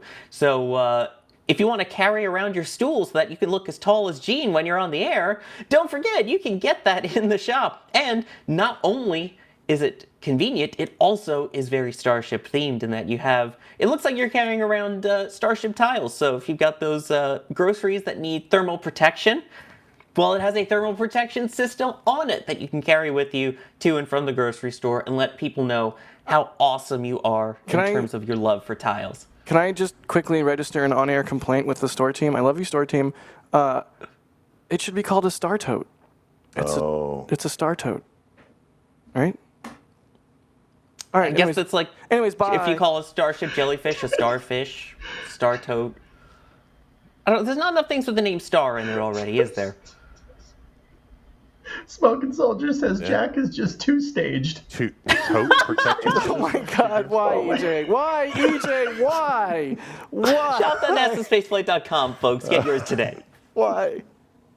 Why is this my life? Oh, goodness. I'm sorry, man. You signed up for this. I did. And if you order something from shop.nasaspaceflight.com that gets shipped to you, you too can pretend to be Jack and stand on the box when it arrives. Stop. It's like that episode of South Park. He agreed to this. It is like Yeah, Let me finish thanking you. Doss is on the roof watching on his phone. He's shaking his head. He's like, this was a terrible idea. I told him. I said, I don't know if I'll do the whole show, but you can come back down and take my place. And hey, it just makes it more fun. Gene, Always with gonna Doc have more standing on fun. the It's a box? It's a flame trench before a starship It's flight. a flame you know? trench. But No, it's just a there are flame no trench rules. in general. Doss It's spicy. Doss is a human being of normal height. This is my Pelican case that I keep my laptop in. So no, Okay, it's- so to be fair, we set the studio up to my height because EJ and I are the same height, right? And this is very common. It's very common to have the people try to get their heads at the same level because the camera can't move. So it's called filming. I know, It's all I a know, lie. I know. It's all a So lie. just remember what you see on the camera is real. It's just that they try to do things a certain way. So there's no big deal about the box. I was just joking. So let it go. Look, all the great actors are short. I can't think of any right now. Tom Cruise but always uses an Apple box. He does. He's like this tall. You know, to Tom Cruise's credit, he can also fit in a fighter plane. Gene and I cannot. No, I cannot. Yeah. Yeah. I've been in a fighter plane. Yes, with Jared Isaacman, haven't you? Mm-hmm. What? Yeah. He's going to be the next NASA administrator. Dude, that's Jack Flex? Is that a Jack Flex? That is a I Jack wanted Flex. to try it. Sawyer does it all the time, so I wanted to try it and see how it felt. Yeah, that's fair. Oh, this It is feels great. good, doesn't Jay, it? This is great. Keep this That fly fourth box. box, This I is tell great. ya. Wait. Let me God. finish thanking some people here.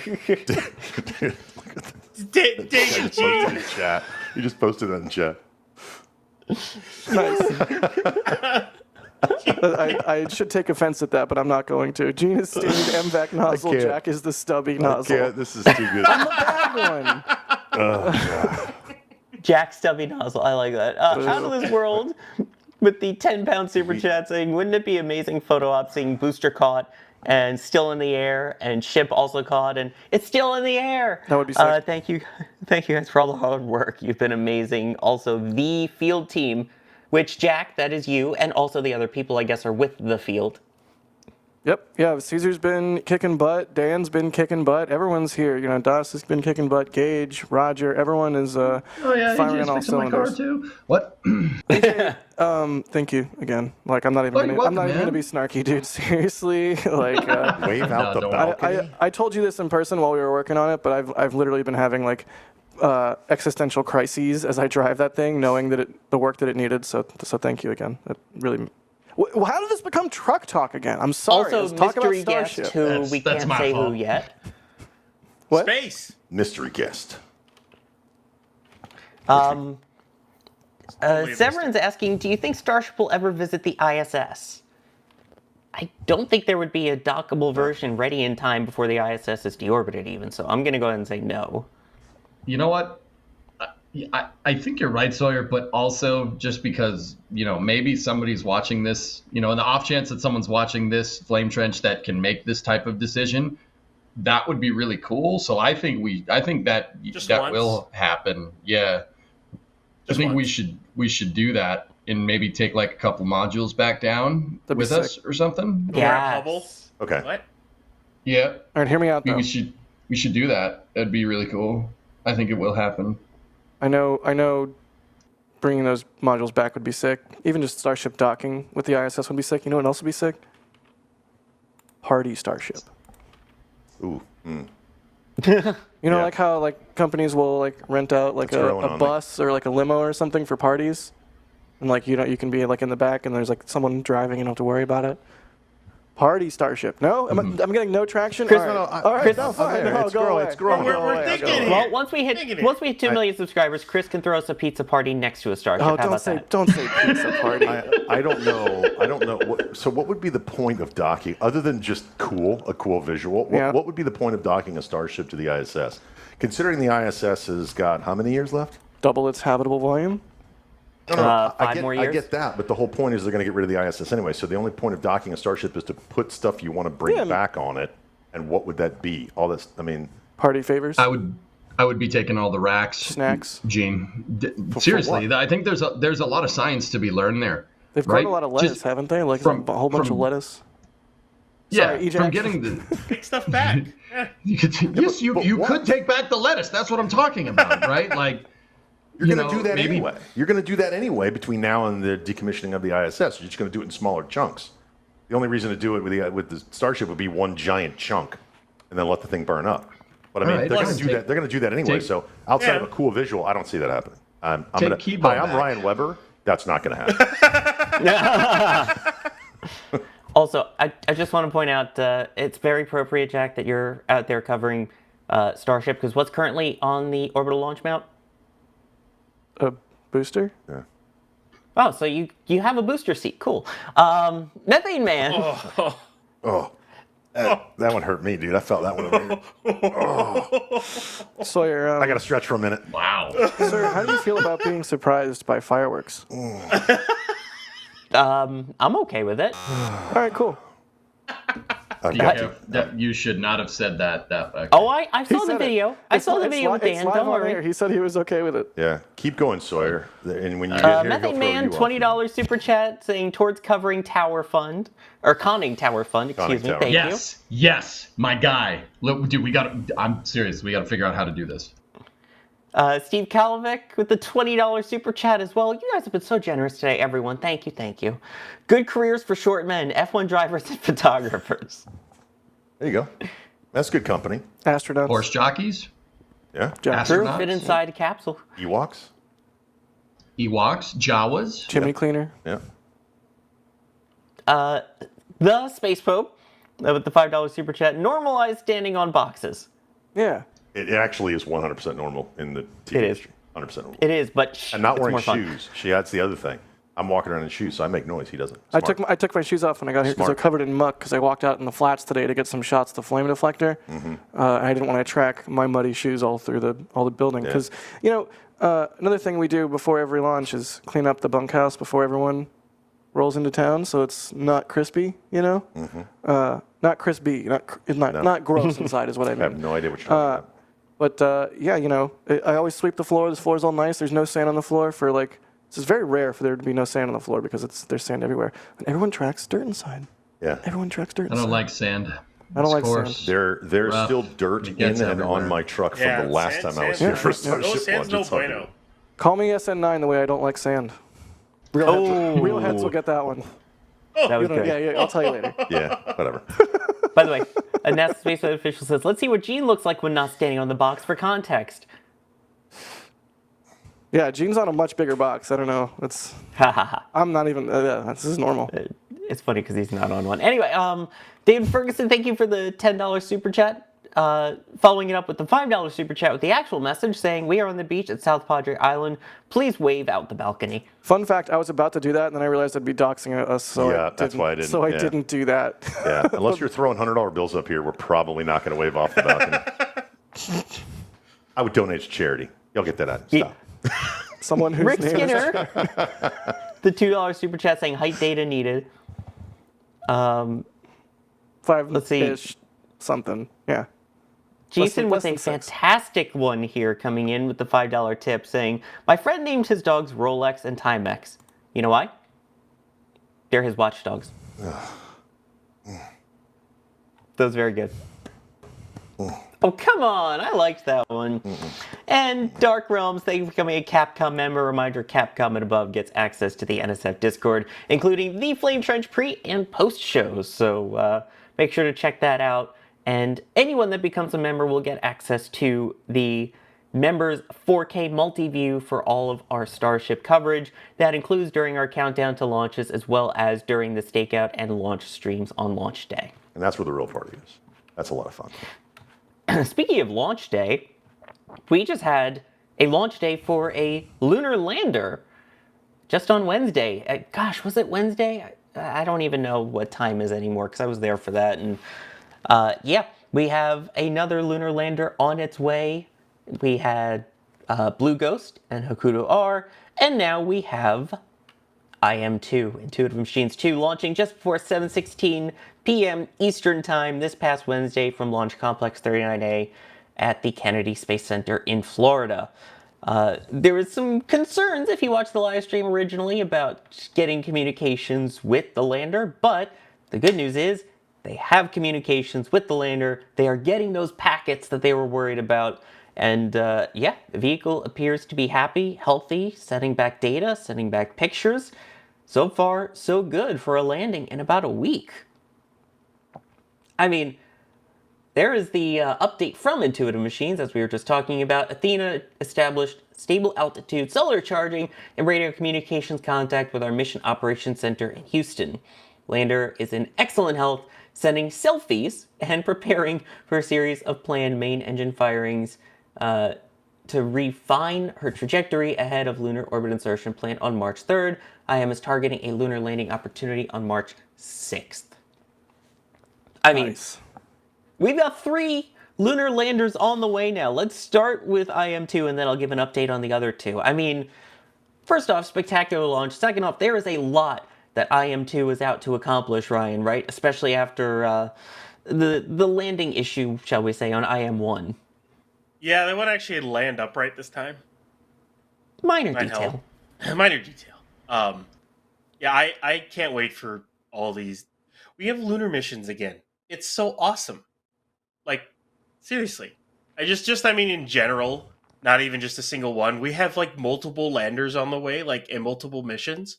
Yeah. Like, it brings joy. It brings so much joy. I don't know, like, I read the comments. You know, I do all that for better or worse. And I see some people who have been especially bummed lately, understandably so. And, you know, there's a lot of cool stuff to be excited about, including 3 moon landers. Yay! Sorry, Ryan, I'm excited about 3 moon landers. No, it's fine. No, it's totally fine. As he should be. Yeah. Excited. We have lunar missions again. I mean, come on. I mean, jumped for joy, but I'm standing on a box. More lunar missions. More lunar missions. I want Mars missions too. Let's get some of those in there. But yes, it is set to land on the 6th at Mont Mouton. I'm probably butchering the actual pronunciation of it. I think it has to do with lambs or something. But anyway, Mont Mouton, near the south pole of the lunar surface, It has the lander itself, which has a whole bunch of awesome instruments on it, including ones that will dig down about 1 meter/3 feet into the surface of the moon to understand its composition. You have a rover that will be moving around. You have a hopper that is going to jump around to about 2 kilometers away to different spots around the lander to basically get a lay of the land, to also take some pictures of the lander itself from like that third-person perspective. I mean, there's some cool stuff on that. It also has the retroreflectors. It has things that will be testing for potential water on the surface, different communications methods for both the rover, the hopper, as well as 2 in-orbit satellites, and already sending back gorgeous views. I mean, Sorry, hold up. Cool. Sorry, you see, look at guys. Sorry in chat. Look at the bottom of this picture. Do you see that? Okay. You see that? You see that little guy down there? Yeah. That's Falcon 9's second stage, deploying the 3 other payloads that were on the IM-2. The thing when you pointed that out, EJ, that struck me was how sharp it is. Yeah. It's on the edge of the frame, which usually there's even more distortion on the edge of the frame than the center of the frame. The closer you get to the edge, the worse it is. But that's a really sharp, beautiful image of the second stage. It's gorgeous. Yeah, and not only that, you could see the 3 other payloads that were on the IM-2 mission. There were 3 other satellites. This was not just put a Methalox lunar lander out towards the moon. There's 3 other satellites with them. One of them's going to an asteroid, the other one's going to geostationary, and the other one is going to, I have no idea. No, seriously, we don't really know where it's going, but it's still really cool to see all of them right there. It is worth noting, though, of those 3 additional payloads, as of right now, 1 is functioning exactly as planned. Yeah. Well, win some, lose some. The other 2 are kind of having issues. I believe Trailblazer and Odin are the names of the other 2 ones that are having issues. Odin, not really communicating well back to the ground. They believe that it's power positive, at least, so that it's getting power. But getting data is another story. They've talked about, could it potentially be flipping end over end? They think probably not. But when that's one of your thoughts and your answer is probably not, it's not really a good sign. And Trailblazer, intermittent communications with that as well. So there's a lot of questions about 2 of those 3 there. EJ, you're humming a lot over there. Yeah, I mean, they're up there. Does that help? Space. Yeah, right. Yeah. See, thank you, Ryan. They are in space. See, Ryan is not always pessimistic. They're in space. Wow. Look on the bright side sometimes. Yep. That is the lowest of the lowest bar I've ever heard in my life. That did not help Ryan at all, EJ. Here you go, EJ. They're in space. Well, okay. I was waiting to see what EJ's reaction to that would be. And he's like, yeah, that's a good point. Yeah. He's not wrong. What did I miss? I hope they're able to get contact. I hope they're able to get contact, but Yeah. No, we'll see. I mean, it's a rideshare, so you got to remember that with these rideshare missions, and the whole point of the Commercial Lunar Payload Services program in general was, low risk, high reward, low risk. These are, build another one. It's a small little lander. It's not like Saturn V with the LEM and the CSM on top of it, right? Okay. It's just a little tiny satellite. Just make another one. It's just a little guy. You're learning. Yeah, there you go. You can't fight him, too small. What is that, Tommy Boy? Too afraid to get out. He's just a little guy. But yeah, so the main one is on its way, and then we have 2 that are already basically at the moon, getting ready for their moment in the sunlight, or I guess in the moonlight. There is that data, by the way, coming back there. Let's talk about Blue Ghost, which also launched on a Falcon 9, also from LC-39A, also to the moon. I was also there for that one. How many alsos can I say, and why am I emphasizing the word, and I didn't emphasize also on that one? Captain's log, stardate 23.9. Oh, sorry. Yeah. Anyway. What were we talking about? Blue Ghost. What? It's at the moon. It is at the moon, and take a look at this. This came out shots. just the other day. I don't know how many times on a loop I've watched this, but it's way more than it should be. That's the fantastic corollary to all of the moon missions and the cool science that's going to be done. These are modern spacecraft, which means modern cameras, which means awesome views. And Firefly in particular has been absolutely destroying the social media game with their amazing posts, such as this. It's really, it's delightful. That is full on sci-fi to me. Yep. That just looks amazing. Yep. Oh, I want to see that with my own two eyes. So do I. I want to see that with my Let's go. own two freaking eyes. Let's go. I'm with you, Jack. yeah, same. But yeah, that is absolutely stunning footage flying over the moon, and it's only going to be orbiting for a couple more days. As of right now, it is planned for its landing attempt as early as March 2nd, 3:34 a.m. Eastern, 2:34 a.m. Central Time. Why do all the fun We may things have- have to happen or like cluster around the same general time? Right? Yeah, of course they do. Because who I- needs sleep? I am super distracted by this video. Yeah, I keep looking over here. What? I keep looking over there. That's the why I video watched is it for amazing. hours beforehand, so I wouldn't be, Dude. because my goodness. Oh, that's so cool. So cool. Like You love to see modern cameras looking at the moon. Like, come on. Yeah, I can't That's wait crazy. until we can get some cinema cameras up there that have enough of a latitude in they're sensitive enough both in the highlights and the lowlights that we can maybe finally get a shot that has the moon exposed properly along with stars in the frame. I don't know if that's actually I don't know if I would have to do some math. I don't know if it's even really possible with even a modern camera, but modern cameras on the moon or around the moon is awesome. I mean, I'm just waiting for the next shot of a human taking a picture of another human with the Earth in the background. Sign All me on the up. moon again. I can't wait, man. Some of the things in life I just wish we could fast forward. Right. I would love if we could just push a button and fast forward Artemis by 2 or 3 years, man. It's so exciting. Oh, Yeah. Well, yeah. Dude. Don't even. You have The to bring up pictures. Artemis. No. Yeah, no, that stinks. But also, these pictures are so good. They're so good. I've seen that. these Look at guys. that. Like, I don't know about you guys. I've seen these. I've watched these on loop, like Sawyer was saying. Like, Yeah. dude, look at that. That Now, is. granted, it's orbiting around the moon. I want to go there. I just don't want to take the journey this one did, because didn't it do like What? 16 times around the Earth and Yeah. this crazy thing around the moon? Just get me there. Fast I'm gonna forward, do like the you one, said, the one I am two's taking. That's a little bit quicker. yeah, straight to it. More fuel. Get there faster. Beautiful. Would you look at that? Just look at Would you that. just look at it? Just look at it. Would you just look at it? It's like a So big, beautiful beautiful. golf ball. Oh, It's a my golf gosh, ball. Yes. A lar- Again, it's pretty shout big- out to Firefly for not only launching a lander to the moon and getting science that we're already getting data from it, but for the awesome cameras for public outreach on this. I mean, it's been providing amazing views all the way since. Reverse Oh, angle. dude. It's out. That broke my brain. It's just Are you like, kidding see me? ya. That I want to see with my own eyes. Yeah. Absolutely. Yes, and crazy good. of course, that's not the only one that launched on that same mission. There was Yeah. also another one that was Hakuto R, the Japanese one. So that lander, Resilience, you could see the iSpace image there.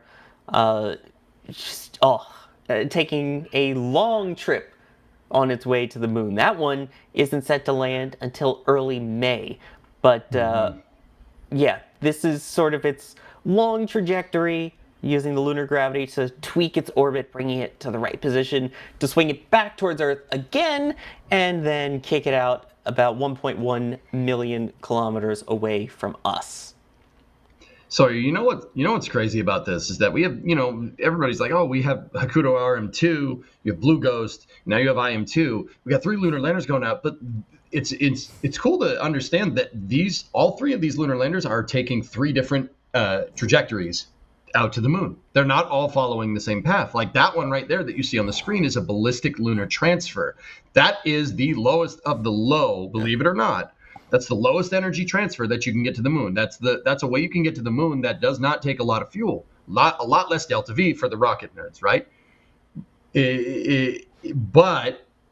But that takes the longest, right? Compare that to like an Apollo mission, which took 3 days to get to the moon. And that's basically like fire the biggest engine we have, point it at the moon and get there, right? And you trade your energy there for time. Now, the reason why Apollo had to do that, right, for instance, is because, well, there's meat bags on board and they need oxygen and you don't have a lot of that. So, humans being on board played a factor in the mission. But with these robotic missions, you could do something like what Hakuto RM2 is doing and use a ballistic lunar transfer, where it doesn't take a lot of energy to get out there.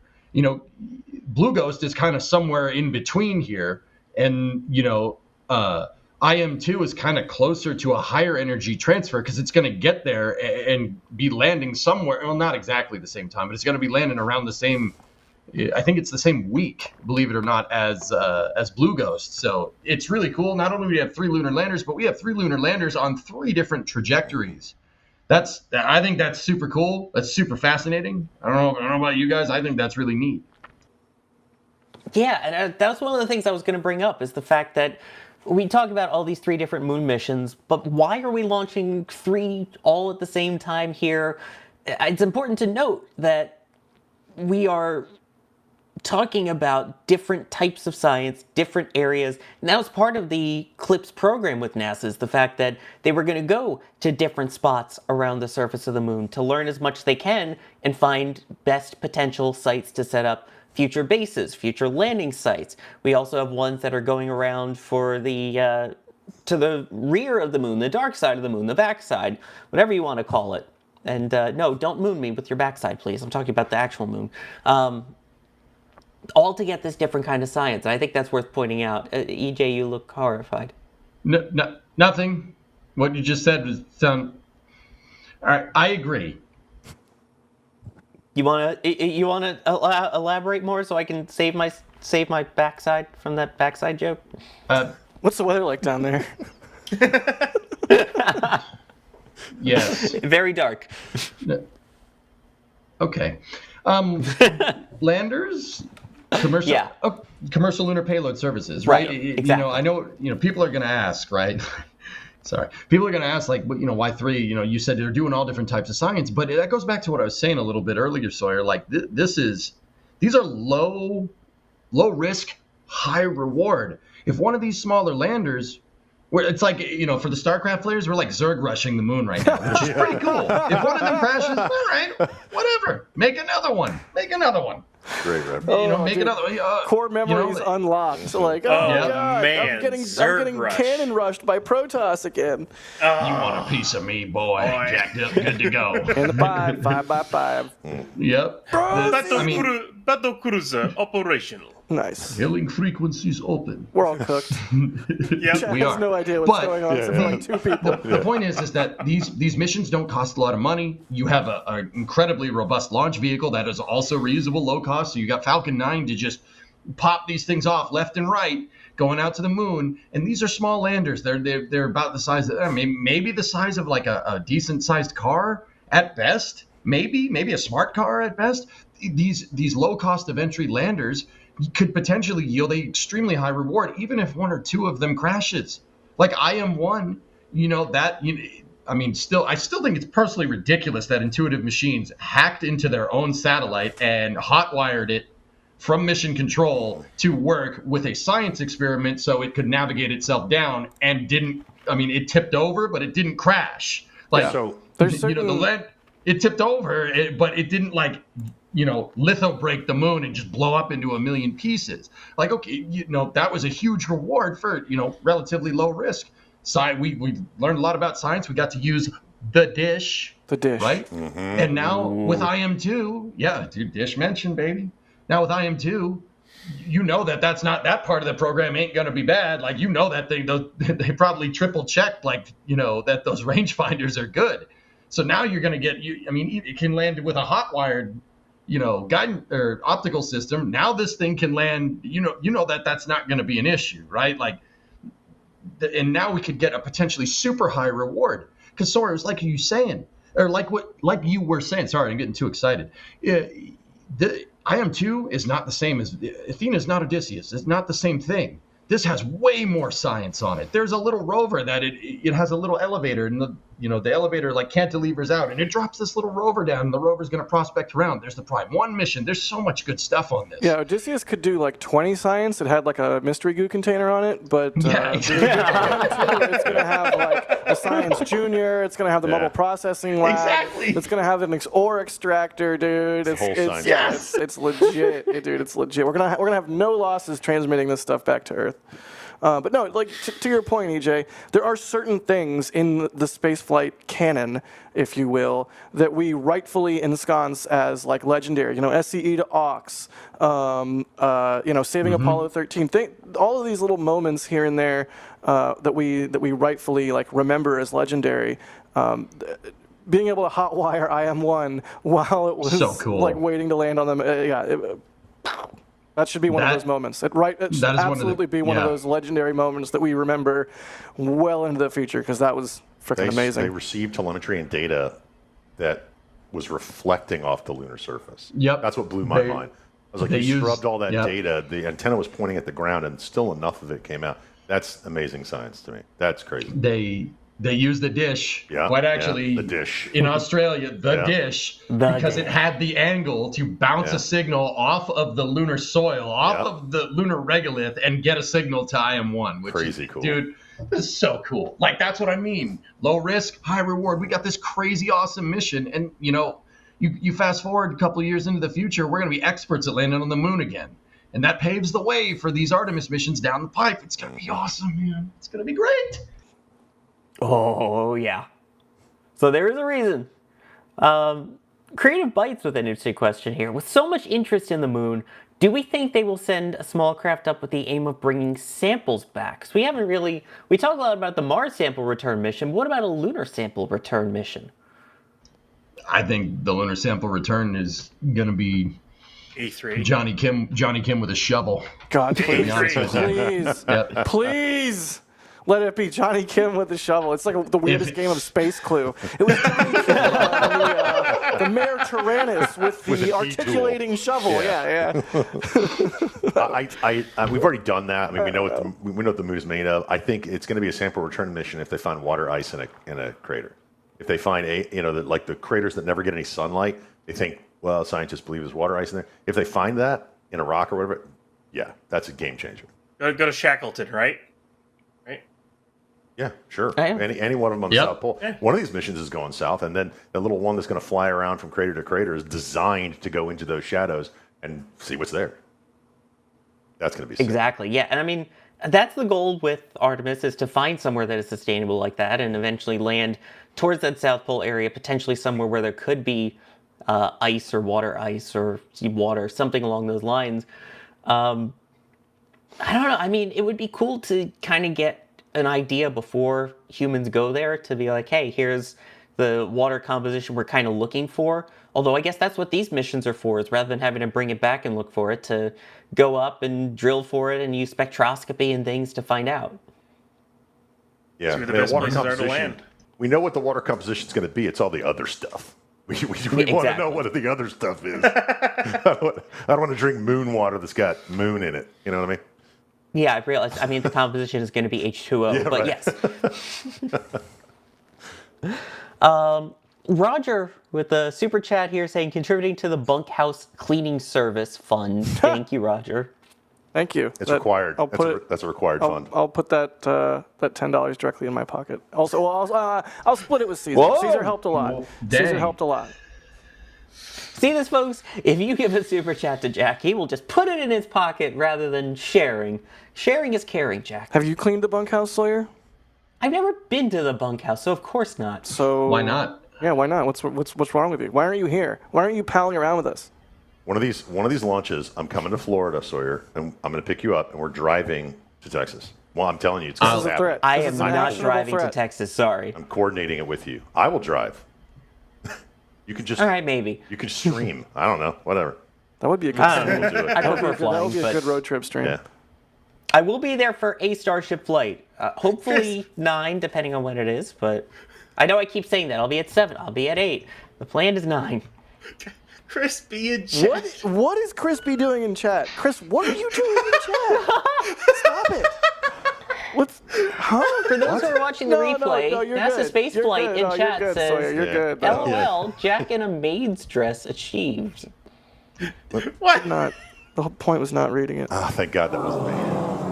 Oh no, the whole point was to read it, so now it's on the internet in eternity. Yep, it's now there. It's been spoken into existence. Thank you, That's Chris it. Bergen, I'm NASA taking my Spaceflight box and going official. home. I'm taking my box. I mean, you said clues. Jack on the moon. On a box. Stop it. We can still hear you. Stop it. I'm not here.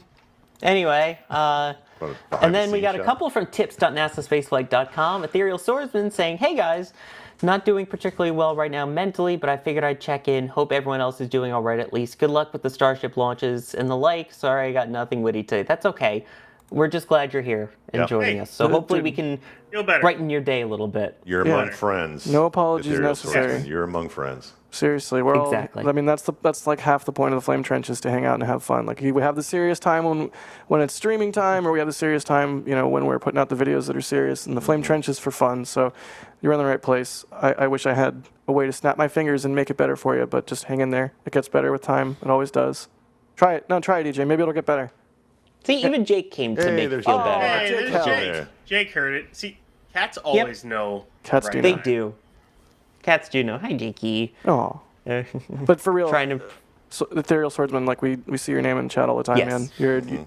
Thanks a for legend. hanging out with us. We hope you feel better. It's no fun to be bummed, but you're allowed to be bummed. So feel Exactly. feel better. Do something you really enjoy, even if you're like, oh, I got no time, or oh, I don't really feel like it, but I would normally be doing X or Y. Like just Make the time. yeah, tell your Or, brain. I tell gotta your- fix my Land Rover. I have an expression, and that expression is brains are jerks. So right now it sounds like your brain is being a jerk to you, and you should treat it right by doing something you really enjoy, and maybe that'll help. I don't know. I'm right there with you. Here's what I say. Your brain will believe what you tell it. So tell it good things. Yeah. Your brain will Yeah. believe it. Facts. 100% He's true. not wrong. All right, here we go. Let's put this into action here. We're doing praxis. There will be bacon. Bacon soon. See, that's something to look forward to. Huh? There will be always- Jack in a kilt soon. No, wrong, false. There will be Flight 8 patch reveal Oh yeah, the I'm next couple days. Dude, okay, I've There seen will it. be that. I've seen the Flight 8 patch, Oh, yeah. and I think I am allowed to say Nice. it slaps. It's amazing. It's That means pretty, it's pretty really good. It's That means- amazing. No, it's amazing. It's pretty You're good. ageisming me. I just made up a word. No, that's a real word. I know it's Oh, it's a word. no cap. I don't know if it's a verb. I don't know. I don't know. Don't Oh, start. God. No, don't start, because Sawyer will go whole hog, and we don't want that. Oh, For don't those of you tempt that, me. for these that don't know, I'm the elder among the group. I'm the seasoned one, the one with wisdom. You're from Ohio. Keep going. I'm not from Ohio. Definitely. He's got that Ohio skibbity riz. Yeah. No, seriously, your brain will do what you tell it. Your brain believes what you tell it. Oh, that's right. We're supposed to be cheering up. Cheering up Ethereal ethereal swordsmen. I'm sorry, We you're got off wrong. right. But we love you. Thanks for hanging And out. hopefully with they us. catch a boost. What, Jay? We'll see. You don't ever want me to say Ohio skibbity riz again? No. Oh no! Look, you're getting yelled at. You're getting yelled at. Sorry. Yes, I see. And then also sidetracked with a $50 tip as well, Wow. saying thanks for bringing the fun. When are we going to get a DOS and Jack built eye in the sky on a rideshare launch? God, I would be so stoked on that. That would be amazing. Jake, I'll let Doss speak to that next time he's on stream. I just take pictures. I point camera, push button. Doss is the wizard. Yes, you're that's not true. the camera dude. You're Oh, messing up that's my Jake. perfect framing, and I don't even need a box. Does he have the brain cell right now, or is it with another cat? You have the brain cell. All orange cats share one brain cell, and it is true. Come on, transits Jakey. between them. So most of the time, it's not there. But sometimes Jeez, It's no, science, folks. Don't lay down on the keyboard, please, buddy. it's like Oh, thermodynamics, but it's for cats. You know, boy. the brain cell can either be created nor destroyed. It can only be transferred from orange Right, cat. right. cat It's, to cat, it's always thank you, Ryan. Gene Yes. was like, I don't know what you're talking about. Thank I you, wasn't Ryan. even listening to you. I was watching Jake walk on the keyboard. I wasn't listening. He was trying to lay down right on the keys. I guess he was going to type, we should move on to talk about Rocket Lab. Is that what you were trying to type? Nice. Is he a data cat? Cowboy Bebop Hey. reference achieved. Wait, if we're doing a rocket lab, then I want to say, you could not live with your own failure. Where did that bring you? Back to me. What? Anyone get the reference for what they're doing? Yeah, I don't. I did. I did not. Oh, God. All right, fine. You're not going to explain? You're just going to leave us hanging? Yeah, I'm just waiting for the explanation. No. They're now using a drone ship. Oh, Yeah. Uh-huh. Yeah. Now I get it. Yeah. Yeah. I thought marine There you go. assets sucked. Yeah. Yeah. That was nice Well, of you, Gordon. I guess when it comes to being able to get, ships back and things like that after landing it, they really want to invest in get a return on investment, you might say. That was so poorly worded into it. But that is a mock-up of the barge that Rocket Lab plans to use for its Neutron vehicle, and it is called Return on Investment. Nice. It looks I like the oddly name. familiar. It does look familiar. I joke, like, oh, I thought marine assets suck, but a hallmark of a good leader is strong opinions held lightly. So, changing your mind is the ability to change your mind when a better solution becomes apparent is quite admirable. So, anyways, I just wanted to, we're having And fun. it only cost him one hat and a blender. So Right. He did eat the hat, so Yeah. all is forgiven. That's right. Yeah, so you can see kind of what they plan on it looking like. It does look like a cross between the SpaceX ASDS as well as Jacqueline, in a way, because it's kind of got that built up on the side there with the rendering. But yeah, that is the landing platform. They will, of course, start with testing it, just the landing procedures itself, and that's starting on the first flight, but not on the actual ship. And then the first planned landing on ROI is scheduled for 2026. Nice. I love the name. I love it. Is it a Marmac barge or is it just a barge? It's not a Marmac. It's not a Marmac? Okay. I don't think so. If anyone look doesn't know what a like one. Marmac is, those are the barges from the company Marmac that the drone ships that SpaceX uses are built out of. They're all Marmac barges. Is Blue's a Marmac? Pretty sure it is. Nice. That's no Marmac. Then again, I'm not Gav, so I don't know everything about marine assets. So. Wait, you're not Gav? No. You're not super tall and stylish and really cool and you have a cool voice and you know about marine I'm assets? not cool at all, Jack. Yeah, you are. Shut up. Don't neg yourself. Well, thank Cool. you. All right. Ish. He works on planes. That's cool. Anyway, I thought someone was work going to on- dig that. I was waiting to see if someone was going to dig into that. I work on virtual planes. Land sometimes. Rovers. You work on Land Rovers? I work on Land Rovers. You're officially a Land Rover mechanic. Allow me to translate for everybody. It's a big boat. You're welcome. Don't talk That's a about big Disco Stew boat. that way. yeah, we also had some really cool stuff come out as well. Basically, all of this, by the way, I should point out, coming from their quarter update and the progress that they're working on so far. So they set all of that out. This is related to, as we were talking about, Neutron, which is their medium lift vehicle that they said they would never build. And if they did, that Peter Beck would eat his hat. And Sir Peter Beck ate his hat because they're working on Neutron, which is hopefully scheduled for its first flight this year. Now, one of the other interesting things in terms of recovery, we're talking about the recovery of the ship there. One of the other assets in terms of recovery that we've seen is the fairing halves.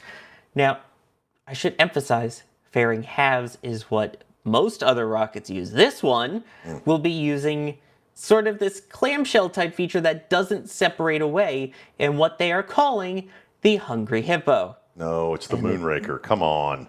Yeah. Yeah, basically I was Moonraker. thinking that. It's full-blown Moonraker, yes. But That's like the Moonraker has the negative connotation, right? Because it was the bad guys thing. Wasn't Yeah. I imagine they probably wanted to call it that, and then Look at some that. smart PR person was like, "Well, actually, they were the bad guys," and then Yeah. that's why we can't have nice things. But Yeah. Hungry Hippo is funny too.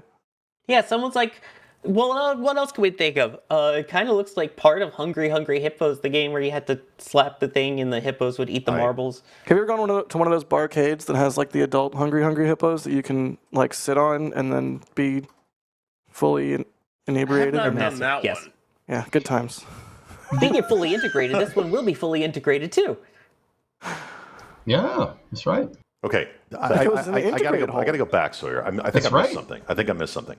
The barge is for electron landings or neutron? Neutron. Oh, Neutron. okay, All okay. of this is neutron that we're That's what looking I. at. That's okay.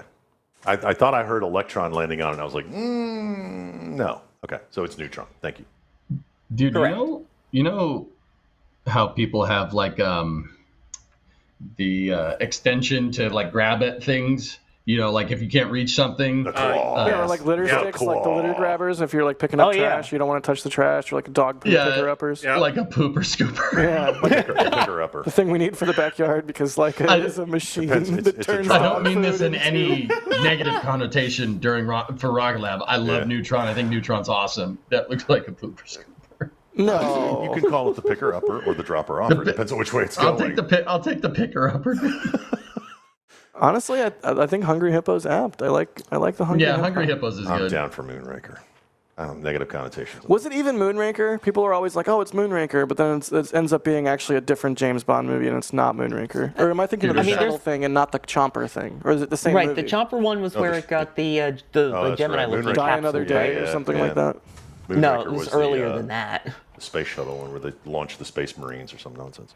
Oh, yeah, Moonraker was the space shuttle one. The one You Only Live Twice. Yeah, I'm looking at chat. I think it's You Only Live Twice. Clampatron. Ooh, I like that. Clampatron. That's a good one. Clampatron's good. You Only Live Twice. Has Kerbal heritage. It is You Only Live Twice. Okay. Yeah. You know what? You know what's a good one? Thunderball. You know why? That's the best one. Avro Vulcan, baby. Yeah, buddy, give me that Delta Wing and grind that Delta Wing up and inject it directly into my veins. Yes. That's voted the best James Bond by the fans. Yeah. I really failed my James Bond test with the Moonraker comment. You're right. Goldfinger's the best one. Sorry, also, guys. Tom Jones, just saying. It's not on you to launch Starship on Monday. What? Who wrote the music for that one? That sang it. That was Tom Jones. That's a good one. Chomperator. I like Chomperator. Yeah, it's good. Chompzilla. Chomperator's good. Imagine the graphics on the side of the ship for that. I'd look. Yeah. True. We got Mechazilla versus Chomperator. Who wins? They should paint an eye on the side of Neutron, like right just before the Chomper fairing, so it looks like it's a mouth. Pac-Man. So it's like vomiting the second stage. That's terrible. Just paint the top of the rocket yellow. Well, you know, they used to do that with aircraft in like World War II. They'd paint like the mouth on it or whatever. Oh yeah. Like I'm shark. I'm all for some interesting shark tooth. On a Neutron. That would be sick. Like a shark tooth Neutron. Can you imagine that? Ooh. I'm getting hyped just thinking about it. I would, this Shark Tank, I will offer you 10% if you deploy my satellites. Nice. Well, I guess while we're talking about satellites for Rocket Lab, we also have a different type of satellite that they are working on. A low-cost, low-latency, high-speed connectivity satellite known as a flatellite. I mean, come on. Thoughts on the name? That's a terrible name. Why did you name it, Sawyer? Well, I mean, look at it. It's a pretty flat satellite. So why not call it Flatellite? Ignoring all the flatulence jokes you can make about the name, what's wrong with it? Scalable, resilient, high power, secure. Short. EJ, flat. you just keep angrily shaking your head. What are you thinking? Nothing. No, I want to know now. Okay, all right. Jokes aside, I think this is an awesome thing that they're trying to do, guys. If you read the fine print there, Flatellite is not just. Oh, people are gonna look at it's Starlink. It's not. It's actually not. Flatellite is kind of funny, but this thing actually can do other stuff. It is a. Rocket Lab has gotten really good at offering a la carte services lately, like the Curie upper stage, the extended fairings. They make all kinds of satellite parts, control moment gyros. They make all kinds of stuff. And this is just another thing that they're adding to their repertoire. It's actually, despite the Sawyer name, it's actually not bad. What's up, Gene? Well, my question is this. Okay, please do not take this the wrong way. Space is big.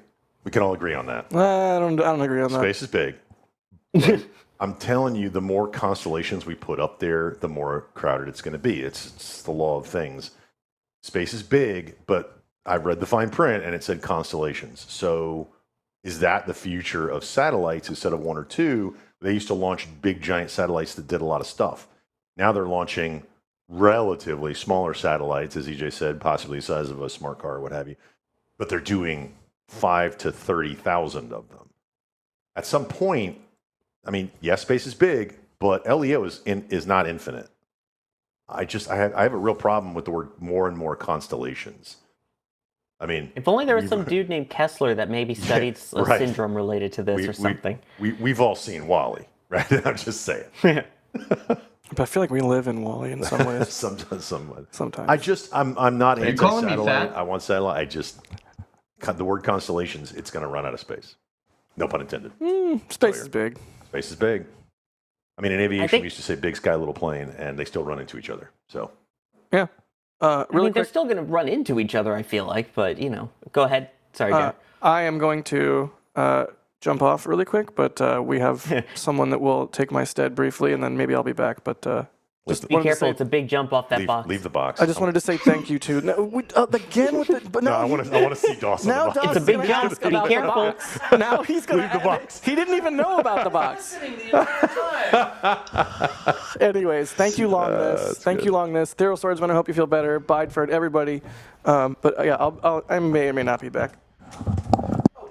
Birthday, Anthony Gomez from Rocket Ranch. Happy birthday, Anthony. Happy birthday. Yeah, happy birthday. You are loved. You are Happy appreciated. birthday.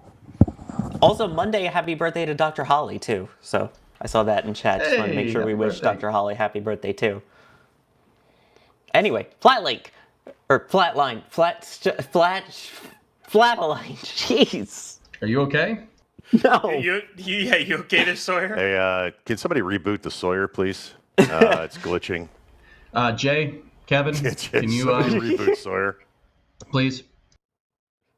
Flatellite. Okay, but yeah, it's a relatively low profile type vehicle, I guess. But I don't. I'm sure there'll be uses for it. And again, that's Rocket Lab's, I think, big selling point is, we'll pre-make stuff for you. We have the upper stage. They have their satellite bus. I mean, the Venus mission's coming up. Same kind of deal. It's that base satellite, and then just add science.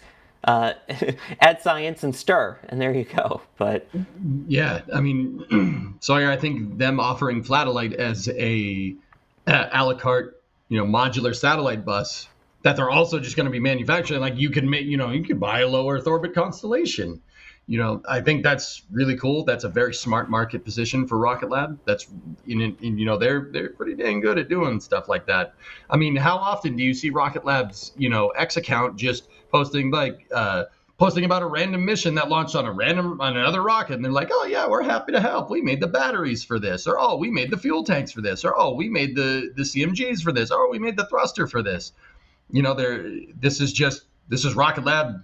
This is Rocket Lab's MO to a T. It's really smart, and so I saw somebody say it in chat, like maybe this could, if SpaceX is any, kind of guide for this, scaling up your satellite production is going to take time.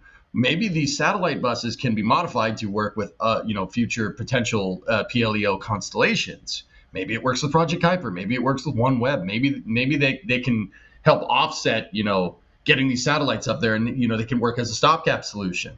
It's a really smart thing to do.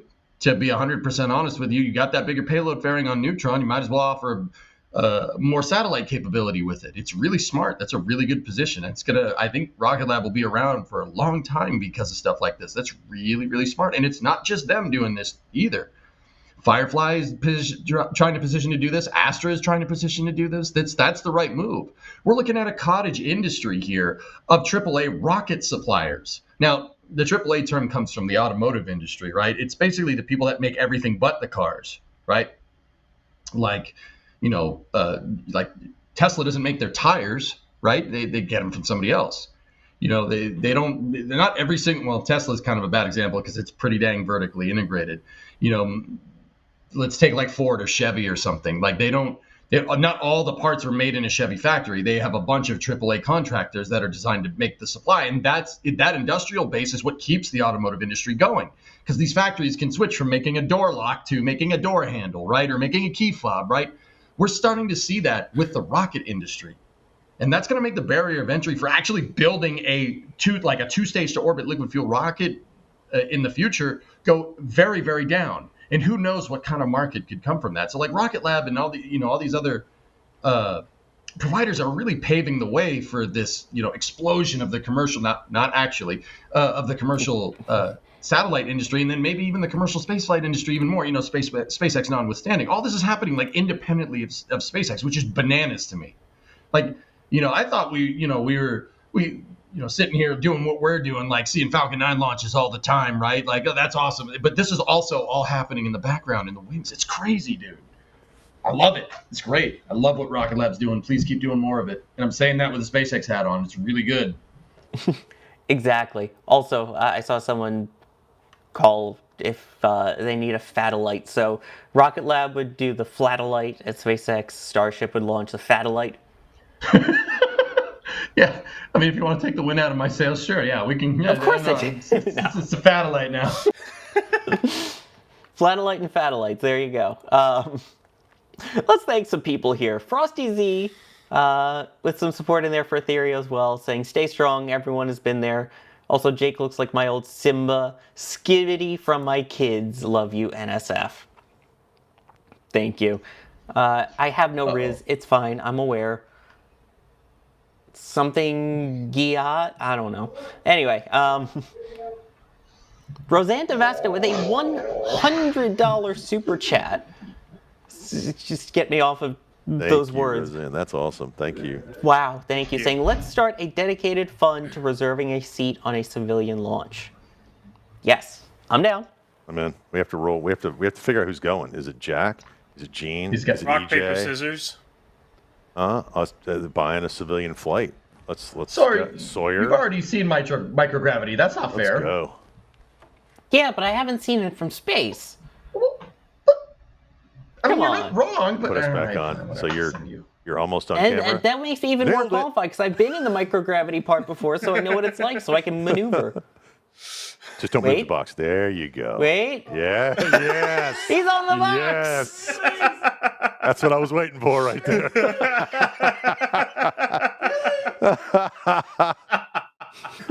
How's it going? What's it like up there? I don't know. I feel like Wow. once you're in orbit, you're not going anywhere. Give me the box. Take my box. I'm going home. Oh man, that would have saved a lot of Delta V, honestly. Hey, he was that much closer to low Earth orbit. Why you take that away from him? Good times. I was listening while I was working on the roof. Like I heard everything. Oh no. Oh, jeez. No, you didn't. Yeah, that's this. Yeah, it's Flame Trench, guys. It's Flame Trench. I have no clue what's going on now, but I'm back. So We're was just thanking thanking people. Roseanne for Sawyer the was- $100 super chat. Yes, But yeah. amazing. Thank you. I literally just walked in front of her. They saw you. Yes, so now you've seen Jack's box, and you get a real idea of how small how normal height DOS is. Thank God he can't hear Jack- you right I don't now, think Jack Sawyer. is listening He yet. cannot hear you right now. That's okay. That's You're not a bad lucky thing. he can't hear you. Jack runs He's across going the in there to room. hear you. Hey, all right. So if you can't, oh crap, he's here. What are they saying about me? Nothing. What are they saying about me? They're saying you're a great person and people say nice things about you. Oh, sweet. Tell him he's a very normal height. And gosh darn You're it, a very people like normal you. height. Yeah. What was that hyena laugh, dude? Go away. A reminder, if you want the actual serious real news, stay tuned, because in just a short while, very, very short while, we will have the new This Week in Spaceflight with Alicia going over all of the news in detail without our crazy silliness. But, yeah. Jack, could you actually hear the headset when you had this headset on? I am so deaf. Like, I Yeah. had to crank it. I couldn't hear anything when I put the headset on. What? All right, well. All right, so we got one who's short, one who's deaf. We're continuing on here. We're doing great. One who can't walk. What else we got? Old guy. Old guy. Old guy. My knee hurts just standing here. Just telling you. I guess I don't, Aircraft have mechanic. I don't have a laptop anymore, but earlier when I had that laptop in front of me, it wouldn't even turned on. It was just for show, huh? Sorry. Here. Just set it on Yeah, whatever, well, set yeah. it on Me up with whatever a that laptop is. again Yeah, there here. you go. Oh, Jack, do you Yes. use your laptop? There. Thank Here, you, send it to Twitch Jack. chat. Science. Bald guy. Yeah, but Jack is kind of Good. too, Tessa. So yeah. Look at Ephemeral Phase, thank you, saying here's a super cat for Sawyer instead of a super chat. I appreciate that. Simon, thank you for becoming a Pad Rat member. And then Jester Tiger with the £5 with the great idea for the Hungry Hippo, saying might as well add some googly eyes on the Chomper too. Imagine them on a launch plus some teeth. Big googly eyes. but as long as they're like functional googly eyes, Yeah. like Yeah, they actually move around. Yeah. Yeah, put That'd the be weird, camera like- a camera mounted inside them googly eye cam. It's so strange in orbit where one eye is going that way and the other one's going It's like gravity to move them. They're like, it's like derp ship all of a sudden. Like, oh, did we cover all the news we were supposed to cover? science. We were actually supposed did. to, Actually yeah. talk about the news. We actually did, yes. Yeah, we did. Good But job, I know y'all. the main thing that people, of course, want to talk about is all the goings on at Starbase, because there's still a lot of things happening. Obviously, with the launch scheduled for no earlier than Monday, I know people in chat have been going crazy about Booster 16. Chill, doing a guys, thing. chill. Just like Booster 16 is starting to chill. So Oh my gosh, seriously, Sawyer. I can do it. I'm trying to stall to give Jay time to pull up video and things. That's totally what I'm doing. Yeah.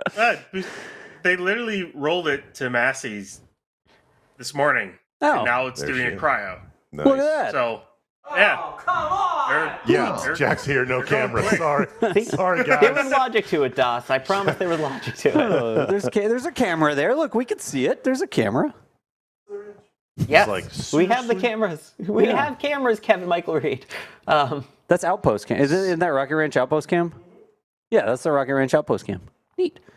Cryo. I mean, this That's pretty neat. So, Which is- right. This feels pretty quick, does which it is not? right there. it is relatively quick. Usually take about a day or so before they actually do the cryo, not 12 hours after they get it there. So this is actually pretty quick for them. Mhm.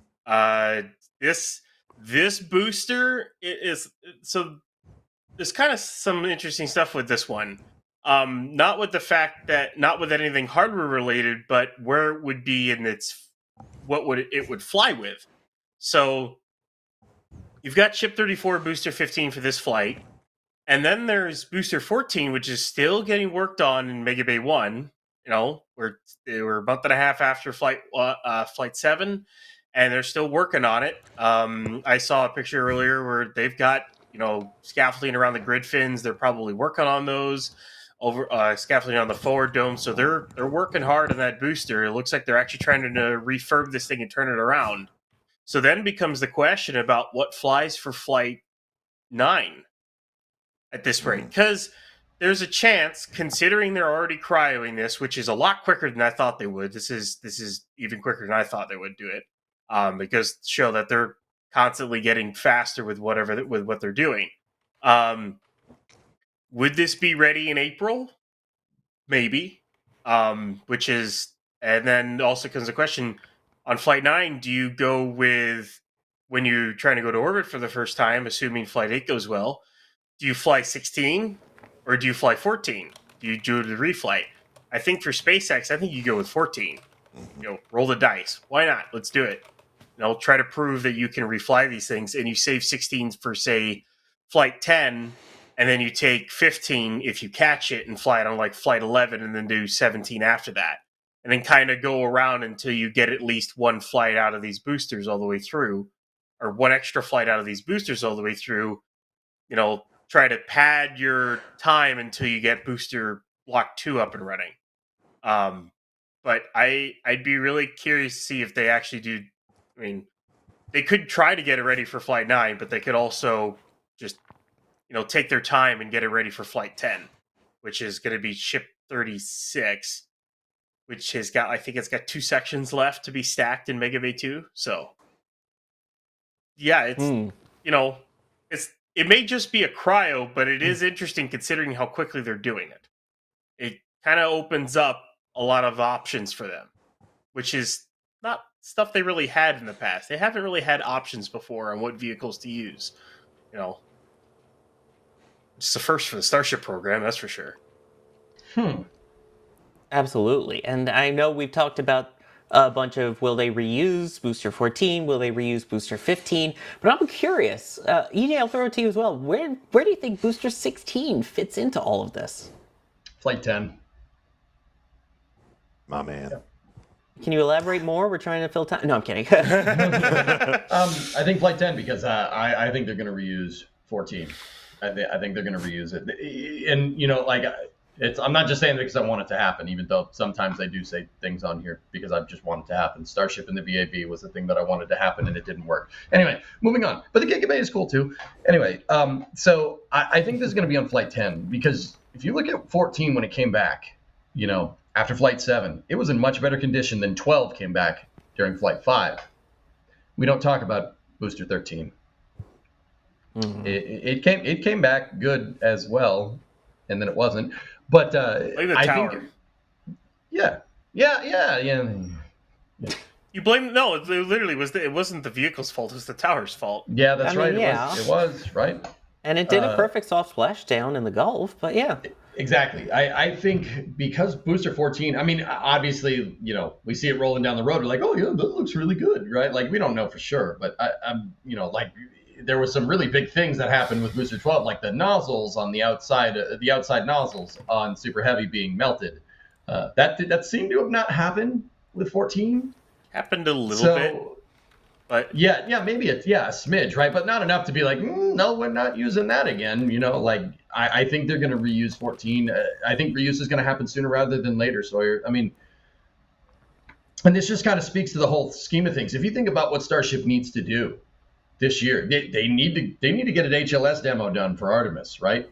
So that's not something that's going to launch one Super Heavy once a month. Like that flight cadence ain't going to get you anywhere if you're trying to refuel an HLS to get it out to the moon. And nor are you going to operate Super Heavies expendably. Why would you do that? Oh, wait, are the pad beach chopsticks moving? Hold on. Oh, nice. Nor are you going to operate Super Heavies and Starship expendably. Like hopefully you don't have what happened during Flight 6, again and again and again, right? So I think reuse is going to need to happen sooner rather than later. Maybe not necessarily for ships, but I don't see a scenario where you're expending 33 engines every time. No way. Right? That's absolutely. Lot. Yeah. But then what about 15? What about this booster that's set to fly on this particular flight as we take a look at the chopsticks, I believe, moving on over at Pad B? I got Starbase Live up too. And I was like, oh, it's moving. That's why my internet's so slow. Good job. Everyone in the hotel's lagging. Like, wait, you got Starbase Live up. Yeah, I'm also watching 4 other streams over here. No. What, McGregor Live and Space Coast Live? Yeah, I do. Yeah, no, we got all the streams. I think it's very captivating content. I'm just saying. Oh, yes, you should always check out Space Coast Live, Starbase Live, and McGregor Live here at NSF. I'm about to install 2 new monitors I've got 3 currently. I'm about to install 2 more so I can actually have SBL and whatnot up permanently on monitors so I can use the other ones for other things. I'm actually about to do that probably next weekend at this rate because this weekend's kind of busy for me.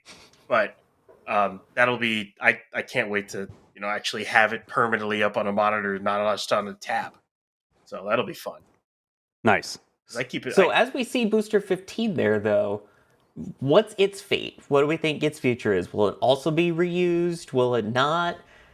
I think they kind of assuming again. I mean, no, I don't want to be a downer, but assuming they catch it, I think it'll get reused. They kind of need to. They need a flight cadence, even if that's what I'm saying. Even if they don't get a Block 2 booster ready to fly this year. Let's just say that doesn't happen. I don't really know. It's entirely depends on where it is in its development. I don't know when they're going to start stacking one, but let's kind of just put that to the side right now. If they go ahead and reuse 14, 15, 16, 17, all reuse at least once, they get 8 flights this year, which is double what they had last year.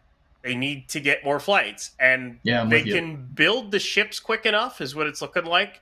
They can get that, and then not only that, I mean, okay, say 35, comes back and gets caught, and they catch 36. assuming it's good, do you refly 36 Yes. right away? Like you literally all of a sudden put like 36 and 15 together, two already flown vehicles, and 2 years after the lovely flight one we all fondly remember, they already have two reflown vehicles stacked and ready to fly. What kind of accomplishment would that be for this program? Like, I mean, okay, can I jump in here? It's definitely Yes, please do, Gene. Ryan. It's definitely a milestone, and believe it or not, I actually agree with you. But we got to remember the workhorse is the booster, right? Mm-hmm. They've got to nail the booster reuse right off the bat. Like if they can't get that, and the goal is like it's 2 hours and we're launching it again. It's 3 hours and we're launching it again. Like that's really the goal, is the rapid reuse. So the ships are fine. You can make ships all day long, but the boosters are really where the workhorse of this program. So, catching the booster is, I think, a bigger, and people are going to blast me for this one. I think it's a bigger milestone than catching the ship. Because No, that's good, Gene. I'm with you. yeah, You're- I you're agree. going to have way more ships than you are boosters. it's harder That's- to build a booster than a ship because it's Absolutely. got a lot more engines. Plus, Can't waste. we've already 33 engines, reused man. orbital second stages all the time. That's not anything new. That is true. Yeah, my Just like guy. roll that into the chat. Like, Nicely done. I think the true reuse and constantly flying of the booster will really come into play once they get Block 2 up and running. It's really one of those things is you get the new pad, which can be refurbished, and it won't take a month to refurb, because right now the current pad and its design takes a month. So that's the quickest they've been able to do it. They haven't been able to do it any quicker. I think that's kind of the limit they're at with it, which, I mean, it's a booster test stand turned orbital launch pad is basically what yeah. pad is. Yeah. What you're seeing It's is not even a good booster test stand. it's better than it was. You're seeing R&D, then operationalization, then expansion. Yeah. So Yeah. that's, and right now we're in the R&D phase. We haven't even reached the operational phase of this. Yeah. So we got a long way to go, and I think I agree with you. Block 2 will probably start the operational phase when they can reliably catch and rapidly reuse, and then expansion is going to be your Block 3s and beyond. But I want to see this operational. Yeah. Which, if the next couple test flights go well, assuming Block 2 proves itself out, they don't run into any more major issues, they could do they could do Block 3 by the end of the year. And this isn't the really, really extended Block 3. This is 10-meter extension. So you add 2 rings to the payload base. So you go from like 54 Starlink sats up into the 70s. So you add more payload. You add about 3 rings to the prop section. So you add more propellant. And then you stick 3 more RVACs on it. Basically, you take a Block 2, extend it, stick 3 more engines, you make it like a Block 2.5 Block 3, and then you basically greatly increase your capability on it. I don't think it'll be by the end of the year. That'll probably be sometime next year. But it all depends on how Block 2 fares in all these flights. And then Block 3 of Booster, I mean, I don't really know what their plan is on that one, but I'm waiting for the day we finally get Raptor 3 on these vehicles, because we don't really know where it is in its development. I mean, all we know is we just see him constantly firing and blowing a few of them up over at McGregor. So we don't really know where it is or how close it is. The lucky thing is SpaceX doesn't have to rush its development like they did with Raptor 2.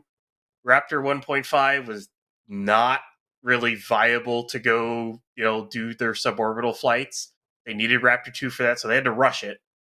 Raptor 3 is basically to make this vehicle operational, and they're not there yet, and Raptor 2 is good enough to get them where they need to go right now, but eventually they'll need it.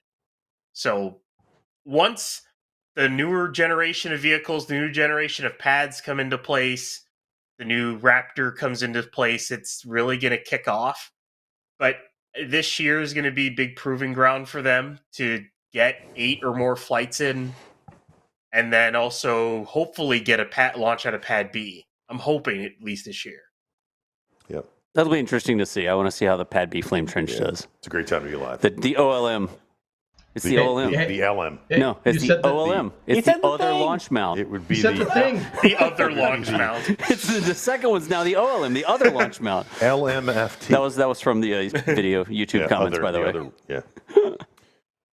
I'm guessing that was on one of our most recent daily videos where Yes. we take a look at things that have happened the last couple of days that also have commentary on it in multiple different languages that you can watch right here at NSF. Commentary for certain values of commentary. Live discussion, or More as like live discussion. stream of consciousness discussion of what's going through my mind while I watch it. Like, it's commentary. I think the only way to describe it is just watch it for yourself and turn on the commentary. Yeah, Available that's true. In, I gotta get available in closer English, to Gene German, when we go to this little Spanish. thing. I gotta like. Yeah, there you go. Let's see here. Questions in regards to all of this. I see we're getting a bunch from. First off, Ryan, when did you get your optimism filter installed? Was one question. So no, it was a patch. We put it in last week. The optimism we filter. updated that before CTO. I got a software update. Yeah, I got software update. Yeah. Ryan Weber, version 2.0. Yeah, speaking of the 2.0s, when do you think we get to the version 2.0 for version 2.0s and version 3.0s? I'll throw in for basically all of the upgrades. I know It's gonna be those a poorly while. worded, but I mean, Block 2, we've got Block 2 of ship, obviously. That's flying on this flight. Block 2 of booster, I would expect. It really depends on where they're at with dev. We think they have been cryo testing what looks like a Block 2 landing tank at McGregor. So there's that. We have seen a label in the factory for a 18.1 forward test article, which would be probably an integrated hot stage and forward dome test setup. So there's that. I would say we are probably within the next month of seeing at least a test tank or two heading to Massey's, maybe even the start of stacking in April. I'm hoping. I hope nothing later than that. And then say it takes them 5-6 months to get it ready for flight. I mean, with the tiered environmental assessment getting finished up, hopefully in the summer, along with I could see the OLM itself being rolled out to Pad B in end of March, maybe April. I would say more likely they're gonna do a large concrete pour after Flight 8. It'll probably be 300 to 400 cement trucks going into Pad B because the floor of the flame trench is about, I think it's like 2 to 3 meters thick. It's gonna be huge. So they're gonna do that. Maybe this pad is operational in the summer and it gets signed off and ready. So hope October, November for a launch out of Pad B. And then on top of that, please, SpaceX, before you launch it, do 2 full stacks on both pads. Man, that optimism Nice. filter's working great, isn't it? Wow. I'm hope. Can hope. We'll see though. STS 125, STS 400 recreation. Nice, There you go. Sawyer. That would be cool. It would be cool to see 2 full stacks on the 2 pads, It's coming. like right next to each other. I'm going to be here for it. That'll be a Oh, thing. man. I'll tell you what I'd like to see, man. 2 not rocket this- launches on yeah. 2 pads at the same time. Man. Nice. If not this year, I would say early next year. Oh, Ryan Weber's back. Hey, I said It's like March right now, Yeah, right? yeah. Like I feel like if they can't get 2 stacks on 2 pads by the end of the year, come on, Yeah, seriously? they're not. Yeah. Considering Like the get pace it they're done. moving, It's March. It's like March 1st. A lot of camera work. I'm looking forward to it. I don't do the camera work, but I'm Nice. looking forward to all the work you guys He do. looks at the camera work. That's right. Like somebody That's else does the work, and he looks at the camera. There you go. Anyway, so hopefully we see Booster 16 flying soon, maybe after previously reflown boosters there. Neat. And Jay, it's close enough to March 1st. I know technically it's February 28th, but it's close enough. What, Within 6 what is hours. today? The 28th? 28th. Okay, yeah. tomorrow. That's Yeah. March, whatever. You know what I mean. What day is today? I ask myself that question sometimes. That's how I feel. It's the Flame Trench Day. Yeah. I know it's a Friday because there's a flame trench happening. I'm not sure exactly what the number of the day is. Technically, it's March 1st UTC, There so you you're go. fine. See? You're good. Yeah. It's just everybody loves UTC. We know what day it is because we know what day it isn't. The calendar knows what day it is because it knows what day it isn't. Exactly. I don't know if that's By how it subtracting where it is from where it isn't, it has developed a leap year. works. A leap year. I thought you said a yeet year. For Is it Pretty tomorrow close. the 29th?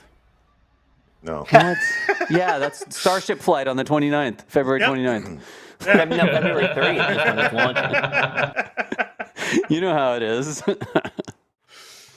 Now, one of the questions I've seen a couple people ask is in regards to the weather of what it's going to be like on launch day. Yeah.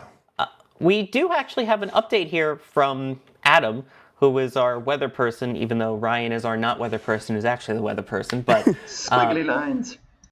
Adam, who really knows what he's talking about, here's what he said. What are you saying? Wait, you saying Ryan doesn't know what he's talking about when he's pointing at the weather maps? Ryan does a great job with that. Mr. Map, of course. I know, it's right there on the tin. Go ahead. Here's what Adam said. He says, looks like we'll have a strong surface wind out of the southeast, 12 to 17 miles per hour, with gusts up to the mid-20s. We could see some low cloud coverage of 35 to 50%. Also, and this is where the arrows and circles are coming in here, there's a decent low-level wind shear that would have to be watched closely as it could be getting near limits. When you give weather updates like that, I feel like you have to say them in the voice. Like, Flight 8, Monday forecast. Strong surface wind out of southeast, 12, 17. Like, you got to do it in the voice. Have you ever heard one of those automated weather voices? An ATIS voice? Yeah. RoboDoc. Like, you're reading the information, but I'm like, I don't know if I believe this information because it's not in the voice. Or for those who used to grow up with the Weather Channel, weather on the 8s. Yeah. Here's a local forecast. Oh, man. All right, let's Chad see. knows what I'm talking about. So, do we know? Monday conditions. Strong surface wind. Southeast, 12 to 17. More boring. Gusts, You're too mid-20s. interesting. Yes, you're Be more boring. way too much inflection. What do we Cloud know? coverage, Do we 35 to There, wait, he's got it. 50%. He's doing it. Low-level wind shear, decent. Good gust near limits. I don't know if they ever said decent in the automated weather voice. Yeah. Decent. Advise controller you have information alpha. So, Think, okay. think Ben Stein, Sawyer. Serious, Think Ben serious Stein, question. you got this. I have serious rocket Hello. question. Uh-oh. So, didn't we face winds on Flight 7? Like, we were all talking about the winds on Flight 7. Okay, Yeah. Ryan's nodding, so that's a yes. What were the winds on Flight 7 and they launched? Does anybody remember? Because I don't remember.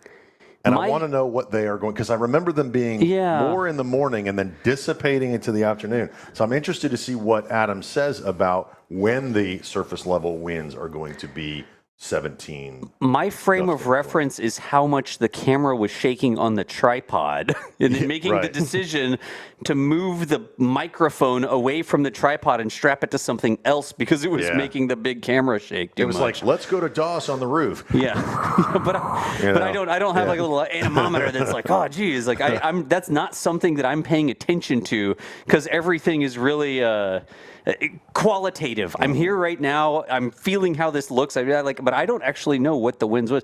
Anybody who wasn't here, does anybody who wasn't here know what the winds were?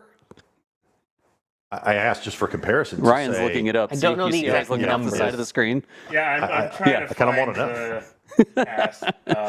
You could tell he's looking up information because he's like.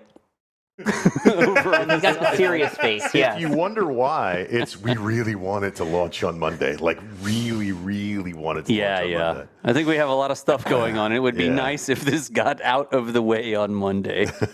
Oh, yes. I have to try to Jake find Keegan saying some greater posts than from zero. Yeah. Greater than Yeah. zero. Science. I think they were in We the can look. We you know what? We'll look it up and then because we've got more countdown to launches. So we'll talk about. There were relatively high winds, but they landed the booster just fine. So it took off just fine. So I mean, I wouldn't be too worried wind wise. It definitely helps when you have a vehicle the size of this thing.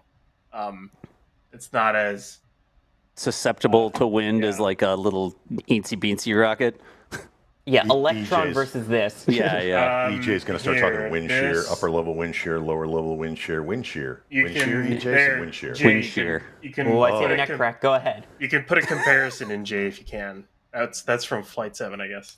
Go ahead, EJ. I see the neck crack. I want to hear it. I feel like I'm about to take EJ a Red Bull. Not sponsored by Red Bull. That sounds right. It's not. I mean, Gene was egging me on about wind shear, guys. It's not like if it's windy down here, if it's windy up there. It's the difference between the winds down there and the winds up here. The wind deviation. Yeah, exactly. That's what all those squiggly lines were that we had on the screen a second ago. That's difference in wind over altitude. The difference is what'll get you. That's what'll get you, boy. I tell you what, you can't make sure you got. Well, there's your problem right there. It ain't got no gas in it. No, that vertical wind shear is a big one. And when Adam comes around and gives the weather forecast, and then Ryan presents the weather forecast. Thank you, Chad. That's what he'll be looking for. The change over altitude is what will get you. That vertical wind shear is. What are we showing here? What is this? Monday. That's Monday. Is this the upcoming one for Monday? Or is this an old that's one? for Monday. This is Flight That 7. is the upcoming one for Monday. Yeah. And they look completely different, but yeah. Oh, yeah, you I can see you got the blue circle, and then you've got the arrow pointing to that concern of the direction. Thank you, Sawyer. I appreciate that. You could say Now I you know could what see I'm it talking. because you can see it. Yeah. Because of the way that it is. Yes. Yeah, it's pretty neat. And this is the comparison. So this is the Flight 7 previous one. flight. That's Flight 7. Correct. Can we flip it open, flip it closed, like back and forth? You need someone who understands this better to really talk about That's it. like, okay, time out. Go back to the other one. Okay, that's like a girl. Nope, other way. Back okay, that's like it looks like a lady with a hairdo, and she's like looking up, right? Got a big towards nose, the but yeah, sky. you can see it. I don't know what's going on down here. I mean- but you see it, don't you? You see it. Okay, everybody sees that. I see the nose and the mouth. Yes, very the much. nose, the chin, and then like it's. I'm squinting. I don't. Okay, but go back to the other one. So this is Monday. She's like looking towards the sky. Go to the other one. So this was Monday. Yeah. All right. See, that person is sad. Do you see that nose? And it's like downtrodden, looking down at the ground with a bit of a brain thing going on. Is it sad or is the Now I mouth see it. open Now shock? I see it. I don't think the mouth is open in shock. I think they're like just sad about the winds If there. you guys wonder, this is how meteorologists actually do this. They look at it and they're like, "That's like a woman smiling at the sky," and that's a very sad Neanderthal or a gorilla. That's a very sad gorilla. Actually, the So it's gonna snow. Yeah. features, like the different features, are looking like wind shear. The more pronounced the features are, the more directional change you get. I just said directional, and I'm going to roll with it. let you dig yourself out of this one. It illustrates the wind shear. I don't even know if the green line is the wind speed. I don't know either. I don't know. I can't read that from here. I Right just now, have to, Adam is rolling over like, "Guys, shut up." I feel if I blur my eyes a little bit, I'll see a 3D image pop out. Oh my gosh. good. But yeah, the lines are closer to each other. And We literally brought this up, and none of us know what it means. I cannot We brought read. it up, and no one I on this just stream can't right now has read any it. idea what it means. Like, I cannot read the text. Don't get me like that. I know what it means. No. EJ, All what's right, it mean? what does it mean, EJ? JJ? Tell us what the Go. sad gorilla means. Yeah, sad gorilla versus skyward-looking lady. Yeah. What? This is your moment, buddy. Here it is. Moment. If I can read the text, I could get at it. I think those are showing wind shear. I think. I don't know. Probably wrong. I thought you said you knew. He's sad. I can't see it. It's I'm getting old or something. I don't know. I'm trying to zoom in on my phone. Well, just check it in the Discord then, in the non-live preview thing, and read it. Well, that's what I was trying to do. My favorite part of this graphic is the right in the middle. You see the square. Okay, so you got the big 4 squares in the upper right-hand corner. You got the little 4 squares underneath it. The leftmost square. I heard that. Is called the ready? It's called the 5-kilometer slinky. I'm not making that up. Wait, what? It even says Storm Slinky Storm on Slinky. the graphic. Oh, it's yeah. Storm Slinky. Yeah, that's my favorite thing on this Grief. entire. Forget the sad gorilla. I'm all about the Storm Slinky over there on the right. I don't know what it means. Who named that? This is why we get like Adam on, who is a Yes. storm chaser who like glances at this stuff and can like read the tea leaves. So Yeah, don't believe anything we say. The sad gorilla is one thing. The lady looking at the sky means good launch on Monday. look, I was just stalling while somebody who could actually explain it was going to get on the microphone. Oh, jeez. Anyways, All right, sir. Anyways, I want to thank some people here. Jester Tiger, thank you for gifting a Red Team membership. Frosty Z saying, what's going to the moon first, New Glenn or Starship? Ooh. going to the moon first? Yeah. I am too. There you go. That's not You're welcome, everybody. That's not an option. I got us out of that one quick. Well, I mean, that's how you do because it you've right got there. New Glenn that's going to be doing the testing for the for their Blue Moon lander. You've got Starship, which is obviously going to be testing for the Starship lunar lander. I don't know. What do you guys think? Ryan, I'll start with you. New Glenn or Starship. That is kind of I think their prototype is going to get there before Starship. Because the prototype Blue Moon is supposed to. I think they want to do it this year, right? Supposedly at some point this year. I think at one point it was supposed to be the next flight, but I don't know if it Starship's is. not getting an HLS to the moon until like mid 2026, late 26, I think. Because the question is where does HLS launch from? If HLS launches from 39A, that's not till They got a while to go. yeah, they're redoing that entire pad from their original design. But yeah. But does Starship go to the moon before HLS? I mean, well, Is there any reason to, or to not?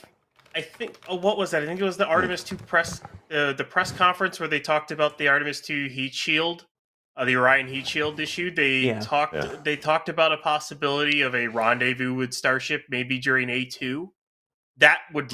I don't think that would be in Leo. I think that would be somewhere in lunar orbit. But the problem is to get there, they would also need to have either a depot or tankers for refueling. I don't really know how close SpaceX is to any of that at this rate.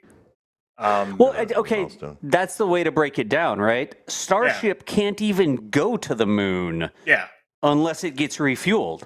Like, fully, like everything working the way that it's supposed to. Starship gets launched and Starship ends up in Leo, but it can't make the moon unless somebody gets more fuel to it. And it takes multiple launches to get it there. It's not just one launch gets it there. Yeah. So, Blue Origin, right? They've got a payload into orbit, unlike Starship, and they just put a lander on that payload that has the kick stage that sends it to the moon, no refueling, no anything else required, right? So in terms of technical complexity of getting to the moon, Blue Origin's like the old school way of doing it. Slap something on top of the rocket, it's ready to go. Starship is the new way of doing it, like the Kerbal way of doing it, right?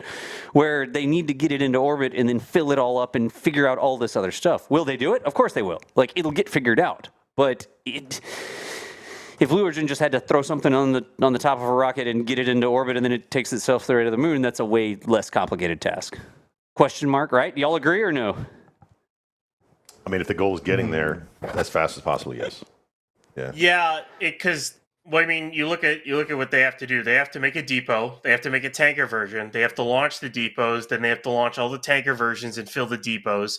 Then rendezvous with those, fill those up, and then send the ship over there. Well, the question is also after that, can it get back without another refueling? But there's a lot of little things that go along with it. I think New Glenn will beat it. The other thing is, could Starship just simplify it and send a payload up that exits the Starship and kick stages its own way to the moon? I don't think SpaceX cares about that. They just had a big clamshell out the front of their... With googly eyes. With Chompinator. Googly eyes. The Pac-Man, the non-Moonraker. Yeah. I mean, even SpaceX could do something like that, but I don't think SpaceX cares about that. Like, it doesn't get them anything if they solve that problem right now, right? They don't have to. True. So, although I guess the thought is that Blue Moon is going to be landing after Starship, because Starship has Artemis 3 and 4, and Blue Moon would have Artemis 5, if I'm remembering rightly. Right. Yeah, that's right. Yep. All right. Let me continue thanking people then. Michael Dipper, Peter, getting some items from the shop, a couple of prints, saying, love everything you do. You guys are amazing. Hope to see a Starship launch one day. That's one of those things, again, it's on my list too, is to get out there and get to see it. So thank you so much for getting the items from the shop. Let's see the awesome shots that you got. Ooh, that's a good one. Oh, wow. And then, what else do we have? EJ, do you want to model that one? You got to duck a little.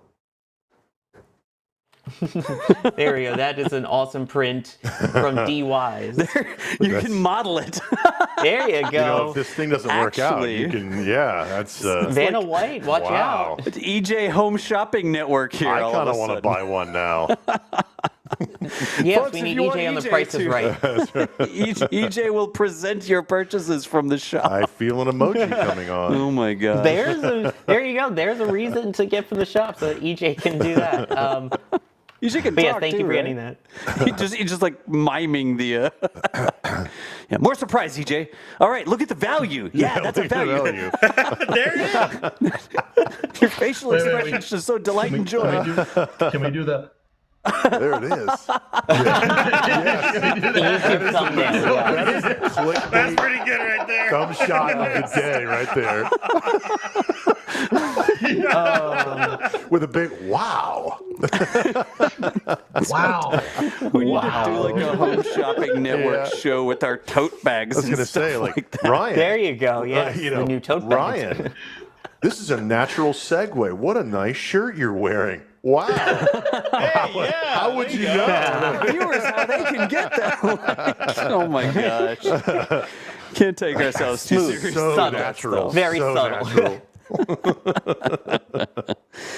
Oh, I better go read the best channel. Oh dear. We're all in Ethereal trouble. Swordsman coming in here with a $10 tip saying, engine concept. Methanol hydrogen peroxide. Hydrogen peroxide can be used for a closed catalyst cycle. Methanol has a high specific heat, so use it with a closed expander. Full flow cycle, no stage combustion. Running the main fuel rich, the expander can self-regulate. Only need H2O2 for throttle. Did we like Someone who start knows designing engines more want to engines comment? in super chats? That's impressive. Thank you for that, Is that Ryan. like a thing? Yeah, Ryan, Yeah. write an article for L2 for next week. Yeah. That's pretty good. I mean, I'm going to go with yes. you could do that way. I mean, what are you going to use to meter your hydrogen peroxide at that point? That's my question. I mean, I suppose the expander could, but you know the way you're describing that, you could. You just need a good way to meter your H2O2. I mean, that sounded right to me. Like, sounded correct. Yeah. Mm-hmm. Well, one of them is a catalyst, Ryan. He's, you could use it. One of them's a catalyst. I mean, Toss. Yeah. Okay. I know. I'm just Yeah, lucky they cleared I up that agree. part of the tower that was going to break when they moved the chopsticks.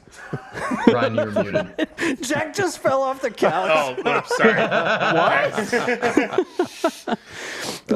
Yeah, it's a high fall. I know when you're short, it's really high No. fall. We get a lot of messages, and I think some people think that we like have a direct line to the people who design things at SpaceX.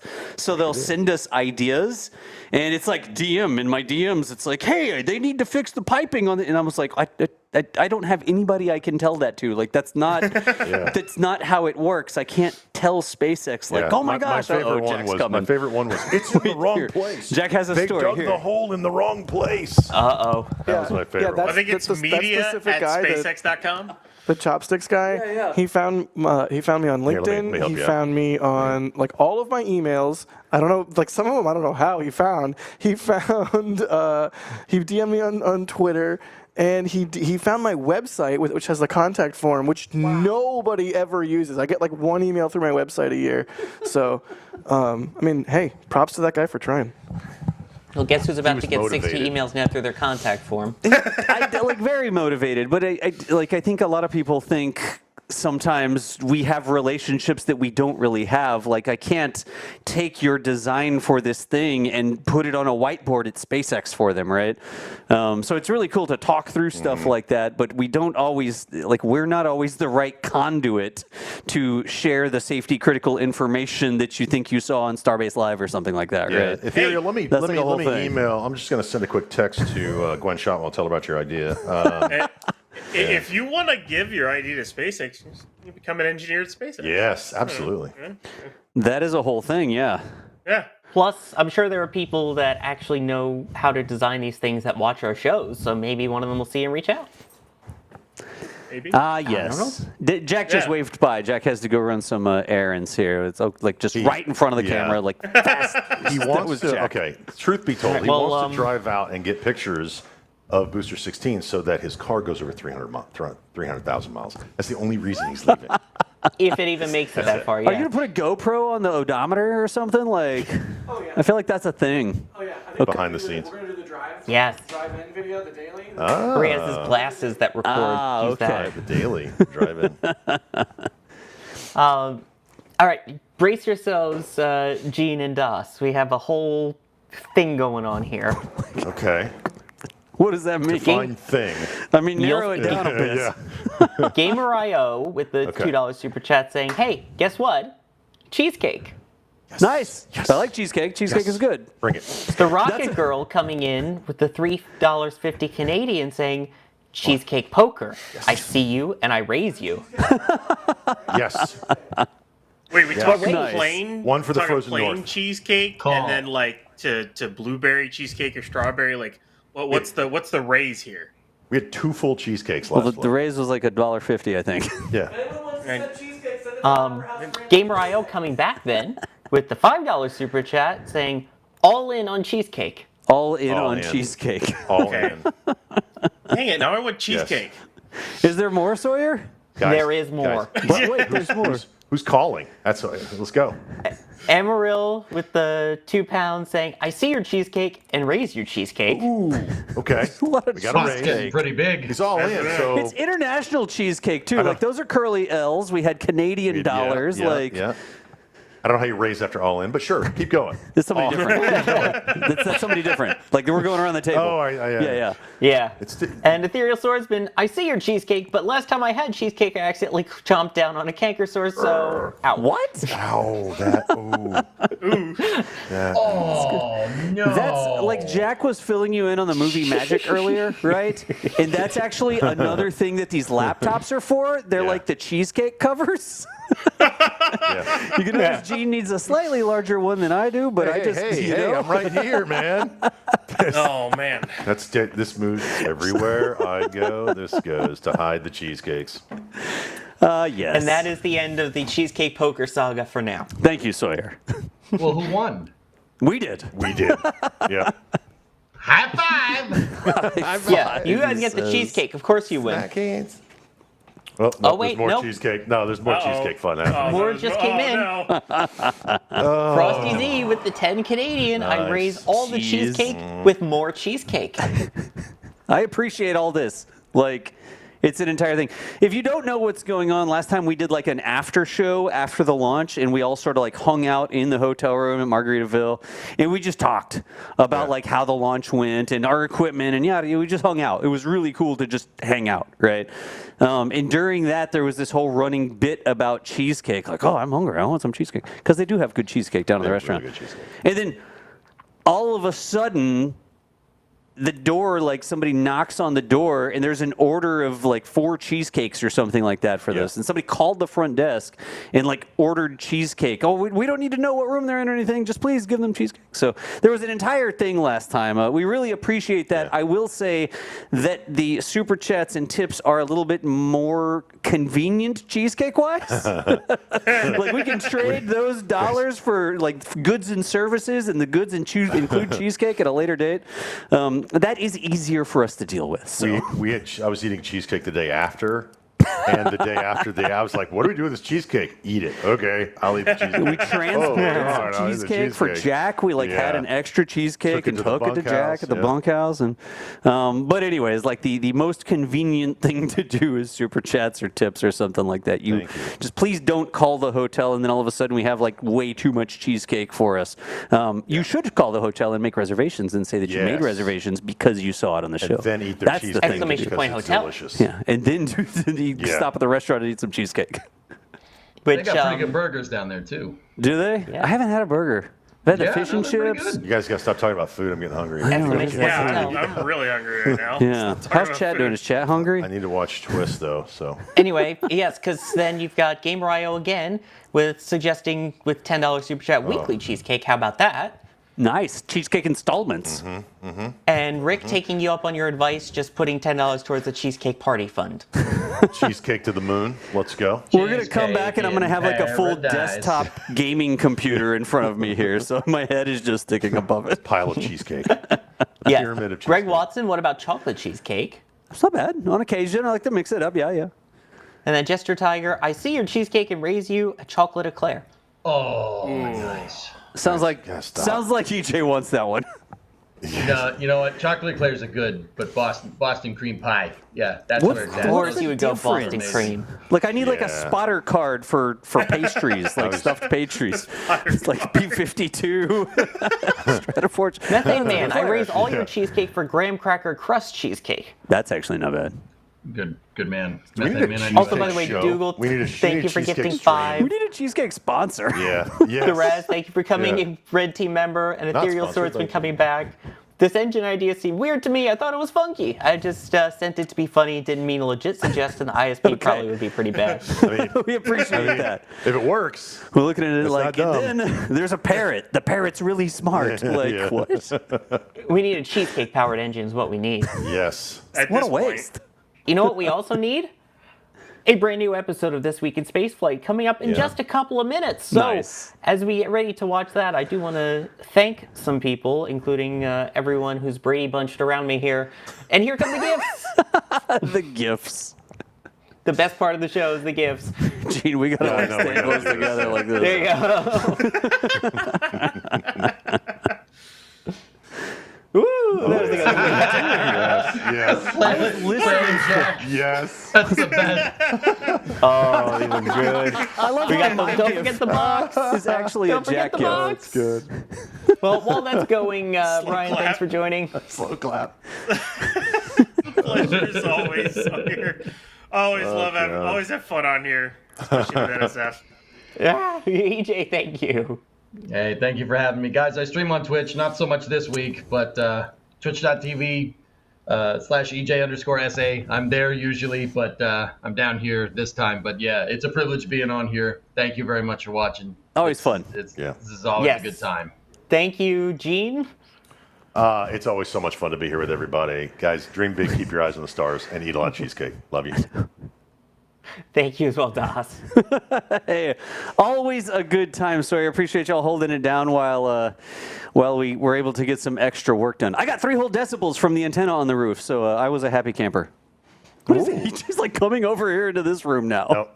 Upper left-hand Also, corner. thank you Getting to, closer. everybody. Get thin, guys. Get thin. Thanks to Jack, who was here earlier. Thank you, Yak. Thank you, Jay, for pushing the buttons and pulling the levers. The room is empty. And of course, a thank you to all of our members, in particular some of our higher levels. I don't know if we'll even get to show their names on screen. There we go. Our launch directors and flight engineers especially. Thank you so much to all of you. We couldn't do this without you, so it's beyond appreciated. I am Sawyer Rosenstein. I have been your host for this episode of The Flame Trench. It's twist time! Stick around, let's twist again like we do every Friday. Have a good one, everybody. EJ's flying back to the screen. What in the heck? There. He's being EJ. Play twist. And here we go.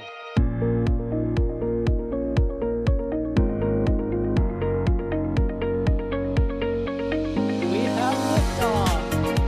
Propulsion continues to be nominal. R68 chamber pressure looks good. Rolling up. Roger, roll, Atlantic. Water towers, fly! Yes! SPD off. Say again, SPD off. It's orange. 145. Oh my god. Oh my god. Décollage. What do you think? Put that in the big bag, 343 unfolds to go. Indeed. We rise together, back to the moon and beyond. This methane will be igniting in the flare, correct? Yikes. You dead? Sure. We don't need any more of these.